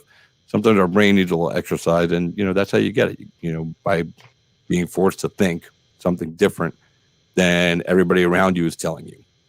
So just a thought, I like to share that with people. One thing that I do is I do a lot of self-affirmations, and I learned that through that mindset coach I was working with. Just remind myself that winning and losing is not always in my control, but what is in my control is my performance and not quitting, going out there, giving my all, and having those things fresh in my mind. That makes me feel better about it. You know what I mean? Like all I can do is go out there and give my best, and whatever happens, happens. But that's all you can do. I like to think that my best is better than everybody else. So I do believe that I will be a champion one day. And then that's the mentality you have to have. If you don't believe you can win every fight you're having, and you go into that with that thought at all, you shouldn't do this, man, because that's going to get you hurt. It's like driving a car, being afraid to drive. It's going to get you killed or somebody else killed on the road. So if you're a fighter, go out there, fucking, yeah. I'm not. Listen, I told you, I size people up when I'm walking down the street, and in my mind, I can beat everybody's ass. I don't care who you are. If it's Mike Tyson walking down the street, I walk by, I look at him and go, I'll fuck him up, man. Yeah. It's not real. I don't really believe that, but as a professional fighter, I would have to believe that in myself, or if I was playing football or baseball. So, all of it. 100%. So, I believe that if I didn't believe that I was the best in the world at what I do, I wouldn't want to be in the UFC. You know what I mean? Yeah. So I'm gunning for the number one guy. That's what I want. I want to be, even for a moment, known as the baddest man on the planet. Amen, brother. That's awesome, and that's a huge goal, man. You got some guys in front of you that once you get there, they're gonna test you, and gonna see. But and before I let you go tonight, and I'm gonna bring in my man because he was in your shoes. My next guest is sitting here on standby right now. He is the Guitar Hero. He's a sexy motherfucker too. He's laughing right now in the green room, so I'm going to bring him in right now. Please welcome the Guitar Hero, Mr. Justin Jaynes. What's up, brother? What's up, guys? How you doing, Josh? How's it going, man? I haven't seen you in a long time. I know, it's been a minute, man. We trained back in Michigan. Yeah, we trained at SFS when Alers was training there a couple years back. Oh, okay. Yeah. I get punched in the head a lot. I don't remember, but trust, man. You and I both, brother. You and I both. All right, so Justin's got a fight coming. We're going to talk about that when I go his one-on-one interview. But I told you today, Josh, that before you go, I'm going to ask you to sing. Now, Justin had to come on, and he sang. So now Justin can sing too. Justin got some pipes, and I don't even think he gave me all the pipes. But I think we're going to get him on here another time to do a real song. We're going to get one on hair metal band and all that shit, hair metal hair. So tonight, Josh, I figured and I'm glad because I had somebody else scheduled earlier that was going to come in after you, and then I was going to have Justin on after them, and then that all fell apart yesterday. So, and Justin got on yesterday. He was like, "Oh shit, yeah, I'm ready to go." And Justin's fucking good people, dude. One of my favorite interviews ever because he's just such a cool cat. And but I knew you guys had some history. I knew you guys passed through some circles. So I'm glad he's here to watch you make your singing debut. So, Josh, I'm excited. New daddy. Take it away and hit us with them pipes, bro. Ladies and gentlemen, the velvety tones of Mr. Josh Parisian. All right, I'm actually going to rap for you. Oh, shit! Let's go.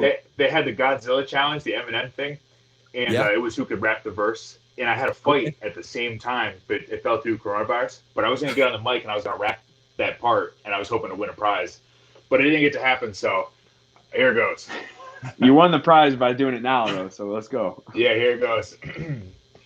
Fill him with the venom and eliminate him. Otherwise, I don't want to hurt him by the metaphor. If you get a murder again, I fucked it up. No! It was He gets a going retry. so He good. gets a retry. He gets a retry. Wait, hold on. First, I want you to redo it, but were you rapping or were you doing like an automobile auctioneer thing? Because 1, 2. No, it's you gotta listen to the part, but he's just so fast. I'm trying to be as fast. I'm not as fast. well, don't do it as fast because slow it down a little bit, bro. Take your time, man. We're friends here, man. It won't be as good then. Well, it's not going to be as I'll good say as that something anyway. else. I mean, you're not Eminem, bro. I mean, we already just figured that out. So, I tried to be. all right. So, go backup ahead. plan. All right, ladies, hold on. Wait, hold on a second. Do you have a backup plan? No, I was saying my rap career is my backup career. All right. Do you have another song? Josh Parisian, take 2. Fill him with the venom and eliminate him. Otherwise, I'm gonna made him. I don't want to hurt him. But then if it rage, you got to murder again. Nobody made him. Finna kill him. Don't fuck about his own leg. That's pretty Better? fast. That was much better. And it was still fast. It was so fast because we couldn't understand it. I heard kill or something in there. I think that's so. If you're going for mumble rap, you just won mumble rapper of the year. I'll take it. And I'll mumble take it. rapping. First of all, why is mumble rapping even a fucking thing, man? You know, if you're gonna rap, do it so I can hear you, man. Because when you start mumble, like what was the song? There's a song I can't remember who sings it. Look at me now or something. Yeah, where the guy starts. Yeah. And he gets to that rap and I'm like, and I'm just like, man, I wish he'd slow down. So what the fuck he said, man? Maybe I'm just old and I can't keep up, with my brain anymore. Or, I smoked a lot of your weed. age is really showing. My brain just slowed down a little. I don't know. But, man, that was awesome, man. Thank you for doing that. And so before you dip out, Justin, he's got a second Contender Series fight coming up here. Josh, that is. Any words of encouragement or wisdom you want to throw at your boy? Because I know it's the Michigan got to represent. Josh has been around for a long time, man. I've seen him fighting KOP all across the board on fucking The Ultimate Fighter. Dude, he already knows what he's going to do. He's going to go in there. I'm looking for a big spinning attack, Josh. I want to see a big spinning back fist. I want you to come home with that $50K if they do a bonus. If not, come home with that contract, man. I'm wishing you the best of luck, dude, and I'm really excited for you. Thanks, man. Wishing you luck in your fight too. Thank you. I really like Gavin Tucker too. But I'm obviously rooting for you. Hey, man, either or, dude. It's just business, man. It's nothing personal, bro. It's going to be a fight, man. Gavin's tough, and I'm looking forward to it. Yeah, 100%. All right, well, Josh, we're going to let you go ahead and dip out, man. I know we got to get your 8 hours, and you're lucky that you got a woman that allows that to happen. Because many men don't. So it's been an honor to have you on the show tonight, man. First time guest, and I hope you had enough fun where you'll want to come back. Like I said, we just like to goof off here and have a good time. So I'm glad you came on. You're a fun dude, and you're a feared dude. And if people don't fear you inside that octagon, they really should, because if they're not fearing you, they don't know who you are. And so I appreciate you taking the time, man. Representing Michigan and your family, and your daughter is so beautiful, dude. I'm glad you showed her to us. My wife, like I said, I was talking about her after. She's so cute. So she's sleeping right now, I'm guessing, right? I'm not sure. My girlfriend's out there with her. Justin, have you seen the baby? I have not seen the baby. I may have seen pictures on Facebook, Gosh, but I've heard from more than one bring person. the camera with you and take a walk and go show us the baby before you leave, because she's so pretty. All right, I do that. All right. Make sure you holler at your girlfriend that she's dressed decently, because that'll get you in trouble if you don't. Talking from experience. Yeah, she's got clothes on. We're good. I had to tell me you have clothes on. Oh, yeah. They want to see the baby. Oh, and she's just eating dinner. Oh, where's... There. Oh, hold on, I'm figuring it out. There she is. There she is. She gives a little bleh. She's so precious, man. You and your girl. Tell your girl I said she did an amazing job, even with you as a sperm donor. Oh, Hey. I know they look identical. Actually, she got the same haircut as Justin has. I know. That's right. That's what I'm saying. Shit. She wears it a little better though. It's cuter on her. Yeah, she's a little cute, a little more cute than me, no doubt. Well, listen, Josh. God bless you and your little family there, man, and all the best to you. Hope you get exactly everything you're trying to achieve in MMA, and we will definitely talk again soon. if you get that big win, dude, I'm telling you now, if you get the big win, we're going live that night. I'm just letting you know I'm coming first. Fuck Let's ESPN. Let's do it. I was grateful this time you have a shirt on. Hey. Yeah, I didn't have a shirt on earlier today, and because I told him give me 2 minutes, and I only had time to put on my Nacho Libre mask. So, so I had the Nacho Libre and no shirt on, But I was like, man, he's a big heavyweight, man. I can't look any worse than him in a shirt, without my shirt. It's like that. Oh shit. All right, thanks, man. I really appreciate it. All right, take it easy, Josh. Hey, good luck, man. Thanks to you. I appreciate it. Listen, man, and I'm just screwing around with you and joking, man. And I know I could do that with you. I already picked that up on your personality. So, and if you see me in public and you're mad at what I said, just don't smack me too hard, okay, man? I'll take a shot if I earn one, but just don't break me. All right, I got a wife to go home to. I got a grandson. You know what I'm saying? No, you're good. All right, man. Be well. God bless you and your family. And again, tell your girl that you guys did a great job and the baby's beautiful, man. And we wish you all the best. Hey, we did a great job. Baby's beautiful. You said thank you. This guy. All right, man. Peace out, man. Enjoy the night. We'll talk to you guys soon. Oh man, Justin, that guy's fucking cool, man. I was like, I talked to him today before we did the show tonight because he wasn't sure if his headphones were going to work. So I said we could do a test. So we did the test and everything, and we were just goofing off, having some fun conversation. He was feeding the baby, I think it's the Michigan guy in him. I think, you Michigan guys and, you guys are all got this cool vibe about you. You're all just like, fuck it, man. I got 5 lakes around me. It's fucking cold a lot of the time. I don't give a shit about anything, man. That's right. That's a fact. So Josh is a good guy. I've trained with him, I think once or twice, not a whole lot. Obviously, he's a heavyweight, but I went down to his gym and trained. Super cool dude, super good fighter, very tough. And very athletic, one of the more athletic heavyweights, I think, in his Dana White Contender Series. He had spinning back as a motherfucker. Yeah, for real. Nimble as a big dude, scares the shit out of me, man. That's freaky scary. So, so what you been up to since the last time we chatted, man? After your first win, everything, that was a fun conversation. You were at your folks' house, visiting in Michigan. Now you're home in Vegas. Yeah. So, what's going on since you got home?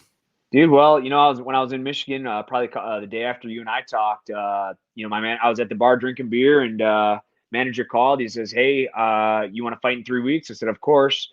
And he goes, "Is that featherweight?" And I was like, "Well, can we get an extension for a week or two?" And he said, "Nope, it's this or nothing." And I was like, "All right, bet." Took a big sip of my beer, put it down, and stepped on the scale 178. And I was like, "All right, this is gonna be fucking tough." And so the last 3 weeks, been busting my ass and doing 2 days. With my coach Roman Isbell, for the most part, Kara Rowe out of Ontario. So I had the Canadian come to Vegas, Kara Rowe, one of my boxing instructors, and been working with her and Roman Isbell, once, twice a day, getting this weight off, and woke up today at 161 pounds. I'm ready to go. So 161 pounds. Today is Tuesday. Correct. So you've got 15 pounds to go. Yes. That's actually not dramatic during fight week. I don't think there's too many guys that, come in, like 3 pounds to go. I think most guys come in on Tuesday, the beginning of fight week, anywhere from 10 to 15. Heavyweights usually come in a little more sometimes. Yeah. But you're taking this fight at featherweight. Correct. Fucking crazy, dude. You're kind of a big dude for a featherweight fighter. Yeah, I think so too. But just another challenge, just going to be another check mark in the book, man. Like I said, like I told you the first couple interviews, opportunity knocks. I'm answering the door, man. There's nothing that's going to keep me out of this octagon. My biggest fear was turning this fight down and then sitting on the shelf for 6 months. So I'm here. I'm ready to go. I'm going to make featherweight. And I'm going to knock Gavin Tucker out within 2 rounds. I like it. I like that you already got the plan out. What's going on? And I like that you're not afraid to take the opportunity, go out there and say, fuck it, 145, I could do it. So I'm guessing 145, 155, and you'll probably even go up to welter. So, I mean, you got three weight divisions you can float around in, which makes you, as long as you don't get hurt in a fight, makes you an asset, because right now, trying to book fights in Vegas, short notice especially, you're the new incarnation, I guess, of Donald Cerrone. Any fight, anytime, anywhere. And you guys both got the same hair going on right now too. Yeah, just like a homeboy's baby, So that's right. Oh, let me see.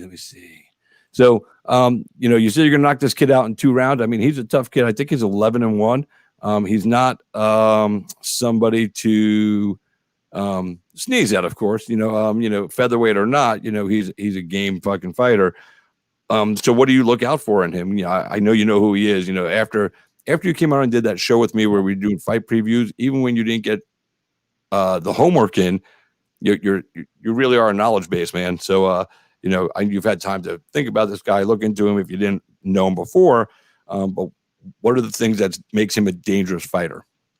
I'll tell you a little bit about Gavin Tucker. I'm obsessed with Gavin Tucker. I think about Gavin Tucker all day, every day. I watch videos on him. I feel like I've known him my whole life. I feel like we were childhood friends that had a falling out almost. Here's the thing. I'm an underdog in the fight again. The opening line was like plus 200. I know it's a little bit less now. But with that being said, Gavin Tucker is fucking tough. We're looking at a guy, although we're the same height, he's maybe a half inch shorter than me. He is a black belt in jiu-jitsu. I'm a brown belt. He has incredible wrestling. I have a better wrestling base, from college and shit. But Sure. You look at his last fight. He took the guy down a whole bunch of times. Ended up finding a rear naked choke. And this motherfucker is fast, and he attacks from every angle. He's very fast. And he, like I said, he's in and out, and he's a very frustrating opponent for someone like me who wants to be in the pocket and stand around and bang. He doesn't want that. He wants to hit me and he wants to run. He wants to hit me and run. He wants to hit me and get me flustered and get me to overcommit, maybe take me down. I'm hoping he doesn't try for a wrestling match. Not that I'm not in shape for it. It's just fucking boring. Nobody wants to watch a boring wrestling match, especially he's not as good as a wrestler as me, so it's just not going to go well for him. I'm going to punish him if he tries to wrestle me. With that being said, he is faster than me, and I know my faults, and he's a lot faster. With that being said, I'm going down a weight class, so my speed attribute might go up a little bit. I don't know. We'll see what happens on Saturday. But right now, I'm giving him 2 rounds because he's so fast and he's very athletic, and he's an incredible kickboxer. He has great kicks. I think it's going to take me a little bit of time to figure him out. I said my coaching staff we've been putting in a great game plan. But again, a game plan in training and a game plan in the fight are 2 different things. So I think it's going to take me a round to figure him out. And by the second round, after I shut all the doors on his game plan, I'm going to finish him. Yeah, it's funny that you said you're obsessed. You're thinking about him night and day. You feel like you've known him your whole life. I had to take us out of the Contender Series octagon. Now we're at the UFC octagon in Vegas at the Apex. I had to make sure I had the right scenery. Sure, I forgot to do that. I forgot to switch to Bare Knuckle for my Bare Knuckle guy. I'm such an idiot. Yeah, man. But anyway, your focus and your dedication to once you knew, because we didn't get this the last time. We didn't go into this about your last point. It was so short. It was Camacho, boom, boom, fight. You were in fight week. We didn't speak till after your fight. So this is really interesting to me to see that even in 3 weeks, you've learned as much as you want to, and as much as you feel you need to about your opponent. You put the effort in both mentally and in the physical. And I think that's what makes successful people, not just fighters. You have to look at the whole picture. You can't just go, I could punch him out or this or that. You've dissected what he does. And, you've shown the respect by saying it's probably going to take me around to figure him out, but then I'm going to put him away. The way you're discussing your fight reminds me of how Conor McGregor thinks about his. He sees it and then he does it, and he's been able to do that since he showed up at the UFC. So that's I'm not a big McGregor fan, but I do believe in when he's in it, when he's there and he wants to do this and he's focused, he's tough to beat because of his drive and his focus. And he said he was going to become the biggest star in the UFC, and 5-6 years ago, he was on welfare eating potatoes, in Ireland. So look what he's done. He saw it, he envisioned it. And I get that same vibe off you. So that's a little frightening. It's nothing to take away. It's nothing to take away from Gavin. I mean, this kid's tough, and he could knock me out in the first round. He could knock me out in the second round. But the way I envision it is him trying. So I think that he's going to try to fluster me. He's going to pot shot me and try and run and get that emotional overload where I'm going to start really overcommitting on my shots or something. And here's the thing: I'm not going to get frustrated. I have too much experience. He has 12 fights. I have 70. he's not bringing to the table anything I haven't seen. It's just a different version of things I've seen, a better version than most I've ever seen. He probably is going to be the toughest opponent to date. Hence why, I am an underdog, because it's not just that they just the odds maker just didn't wake up and be like, all right, Justin's an underdog because he's bald or because of whatever reason, like because Gavin's fucking tough. Although so I'm excited about it. Sometimes you think that that's how they make a call, where they put a bet lot out, like, I don't like the way this guy looks, so I'm fucking he's the underdog. Because I see some bet lines come out. I'm like, did this guy fuck this guy's wife to be fucking rated so low? What the hell happened there? I'm just, wow, because sometimes I feel like I'm not even going to get into that. That's a different conversation. But Drew Gardner here, he said the difference in this fight is obviously that you've had over 60 competitive MMA fights, and this kid's just experience isn't going to stack up with you. We saw a great case of that last week. Derek Brunson took out Edmund Shabazian. Shabazian was the golden child, Ronda's, fighter, and he's been destined to be the champion, at the youngest champion, and then Derek Brunson exposed him. So it's kind of the same kind of thing. This kid's, he's a stud coming up. He's 11-1. And you're not, you've had a little more experience. So a couple more. I think sometimes people don't give a seasoned veteran just because they didn't have all their fights in the UFC. Sometimes I don't think they give credit to the seasoned veteran that had to, go there and do that, and go through all those fights just to get to the octagon, where some guys are getting, a 7-0 call up, and it's the experience to me is important. Absolutely. I agree with you. And that's one of my biggest and best things that's ever happened is I've taken a lot of losses, man. I have like 18 losses throughout my career. I have more losses than he does fights total, as an amateur, of course. So, I mean, that is going to play a part. And like I said, this is just a puzzle, and I just got to match the pieces. And once the pieces match, the rest is history. Yeah, it's crazy, dude. And it's fight week, like you're sitting there, you're 15 pounds away. It's fight week. And you're out doing interviews. Most guys are like so fucking just, and you're just chill, dude. And I knew that's why when I hit you up about this, I was like, I know it's fight week, but if you're not busy, and I already knew if you weren't busy, you were going to jump on, dude. From now on, when we do interviews, this is how the interview is going to go on. I'm going to be, hey, ladies and gentlemen, welcome to the show, the guitar hero, Justin Jaynes. Justin, tell us everything we need to know, and I'm just going to sit back. I'm not saying another word. You carry, like I said, man, you carry yourself so well, dude. You are destined from the fight career, and I told you, and you said you wanted to do it, but I really think you'll end up on an analyst desk somewhere, dude. You're that good when you speak, especially, obviously about the fight game. Like last time when we were doing the preview show, I was like, fucking hey, man, I just sit over here. Okay, walk away. It's your world, brother, and I'm just a squirrel trying to get a nut. I feel you, but I appreciate that. When a guy comes on and can talk about the sport. So, you saw that fight, Brunson and Shabazian. Yes, you saw. I did not. I did not see the last card. Wow. What was I doing last weekend? I don't even remember. I probably was cutting weight or training or something. Yeah, you're probably cutting weight. I know you weren't drinking any more beer. Yeah, no, I haven't had beer since the last time you and I talked, man. When I was drinking beer in the room at my mom's spot. You said you had a beer. Oh, yeah, that's right. You're right. Yep. Before I got the call. Yep, that was the last right when you got the call. So you took a big dip, and then that was the last beer you had. That's 100% fact. Yes, I remember because I had to walk outside to make my decision. It took me about 3 seconds. All right, so now I'm gonna put up a thing here. He said, "Don't go to his page," but he wanted me to tell you why you shouldn't go to his page. Drew said, "Don't go to his page, Justin. He's chowing chili dogs over here." You bastard, Drew. Drew has known me for a very long time. Michigan guy, promoter in Michigan that I fought for. He's been to all the shows. He's seen me fight 1,000 times. This is a guy. This is a true OG of Michigan MMA that knows a thing or two, knows a couple tricks as well. Oh yeah. You can't be a promoter for a long time and not know a few tricks, and that's right. So yeah, and he loves when I get the Michigan guys on my show. Like he's all pro Michigan. Oh, hey, absolutely. Drew, if you ever got a gig up there where you need a fucking real ring announcer, let me know. Holla at your boy. Holla at your boy. So when you got home to Vegas, because you won your fight, and then you were in Michigan. Yes. So when you got home to Vegas and you started seeing some of your friends at the gym and everything, what what was the response that you got that big win? You know, that now you had time, you were home, you know, you weren't going to be on the road, you were home hanging out with everybody. What was the response from, you know, some of your peeps that you hadn't got to see yet or even speak to? I mean, how were they treating you? Like, fuck yeah. Yeah, basically, man, everyone was super excited, super pumped for me. You know, like I said, I've been doing this for a long time, since 2007. So, you know, I guess some people could just say, "Oh, I always knew this was going to happen for you," and it's like, well, that's easy for you to say from, you know, outside looking in.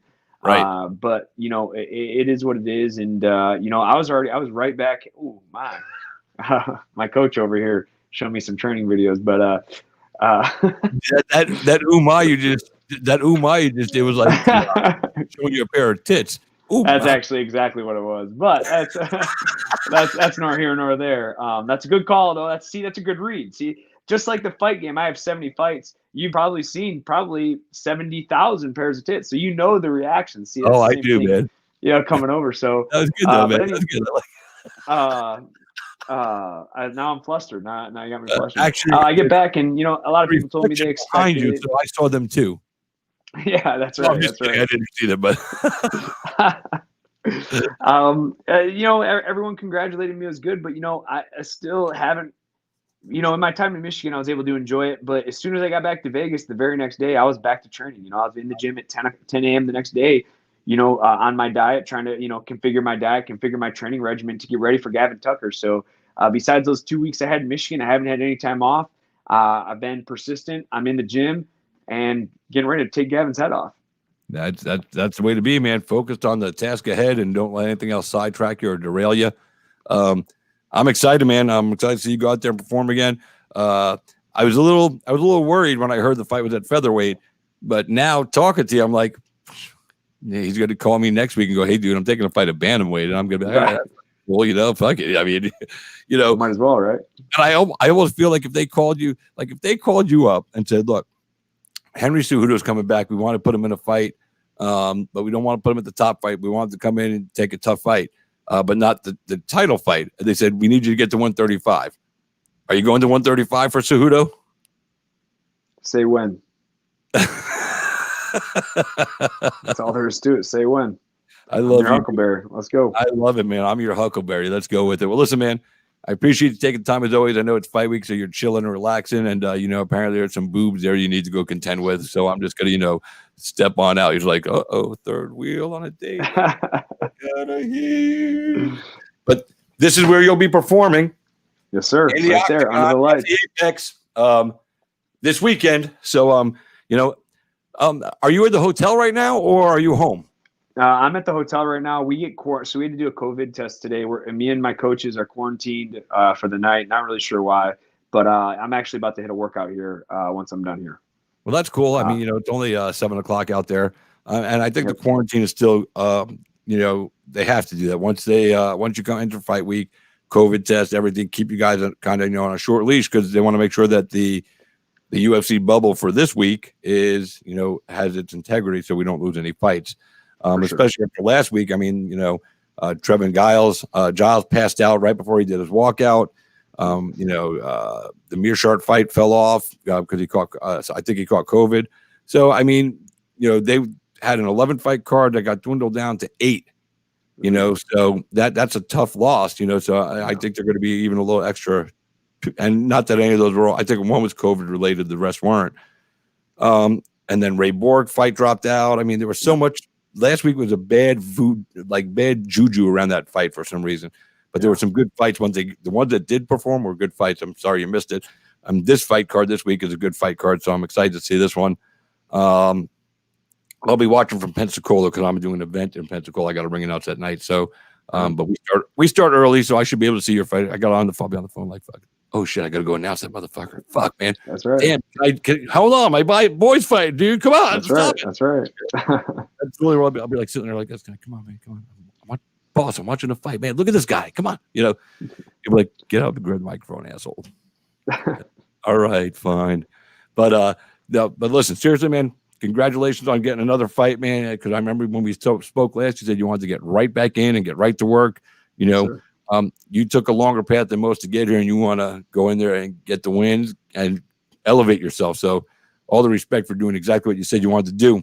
Appreciate you taking the time. Thanks for hanging out with me excuse me. And Josh, when we had Josh on, I started going so fast I had to slow down a little bit, catch up where I was. My mouth was about to go on all on its own. So, but that was fun. I'm glad that you guys, and I looked up too that you guys had a little history. You knew each other. I was talking to people I know and like, oh, cool. So I'll bring him at the end because this way you could be there when he sings. Sure, that's right. That's right. That was pretty fast for a fucking guy that doesn't rap. He did hit all the words the second time. Anyway, the first time he just went like, so what happens? He's a little stage fright. He's not used to that kind of spotlight like you when you sing. You're ready to sing all the time. But good luck this weekend. We'll be watching. Stay safe, stay blessed, and go enjoy whatever's going on in your room right now, man. That's gone. He just showed me a picture. I was like, all right, bet, let's go. Oh, I thought there were some real ones there. I was like, man. No. It's just me and my buddy. No, not during fight week, right? Not during fight week. Ever? I mean, maybe on a Monday. Not during a UFC fight week. Yes, except on Monday. Today's Tuesday, though. So, well, listen, man, again, thanks for being the dude you are, man, making it fun and easy to chat with, man, and for always being so knowledgeable about everything. So after your fight this week, next week we got Cormier and Stipe. So we'll do a preview show together like the Thursday before if you're available. Yep. And it'll just be you and me. I ain't bringing in a bunch of people. We're just going to be you and me. So that's your homework. So you have that whole card and all this time to work on it. And I guarantee it's going to be a lot of fun. And we're going to save all these videos for you. So when you go to the Dana and go, look, man, can I do some analysis work? And you show him the videos. Say, don't look at the funny guy in the glasses. Just listen to me, and he'll be happy. Absolutely. All right, man. Be well. If you want to shout out any sponsor or anybody right now before you go, feel free to take the time, man. Hey, just shout out to my team. Roman Isbell, Dennis Davis, Andrew Jacoby, Kara Rowe.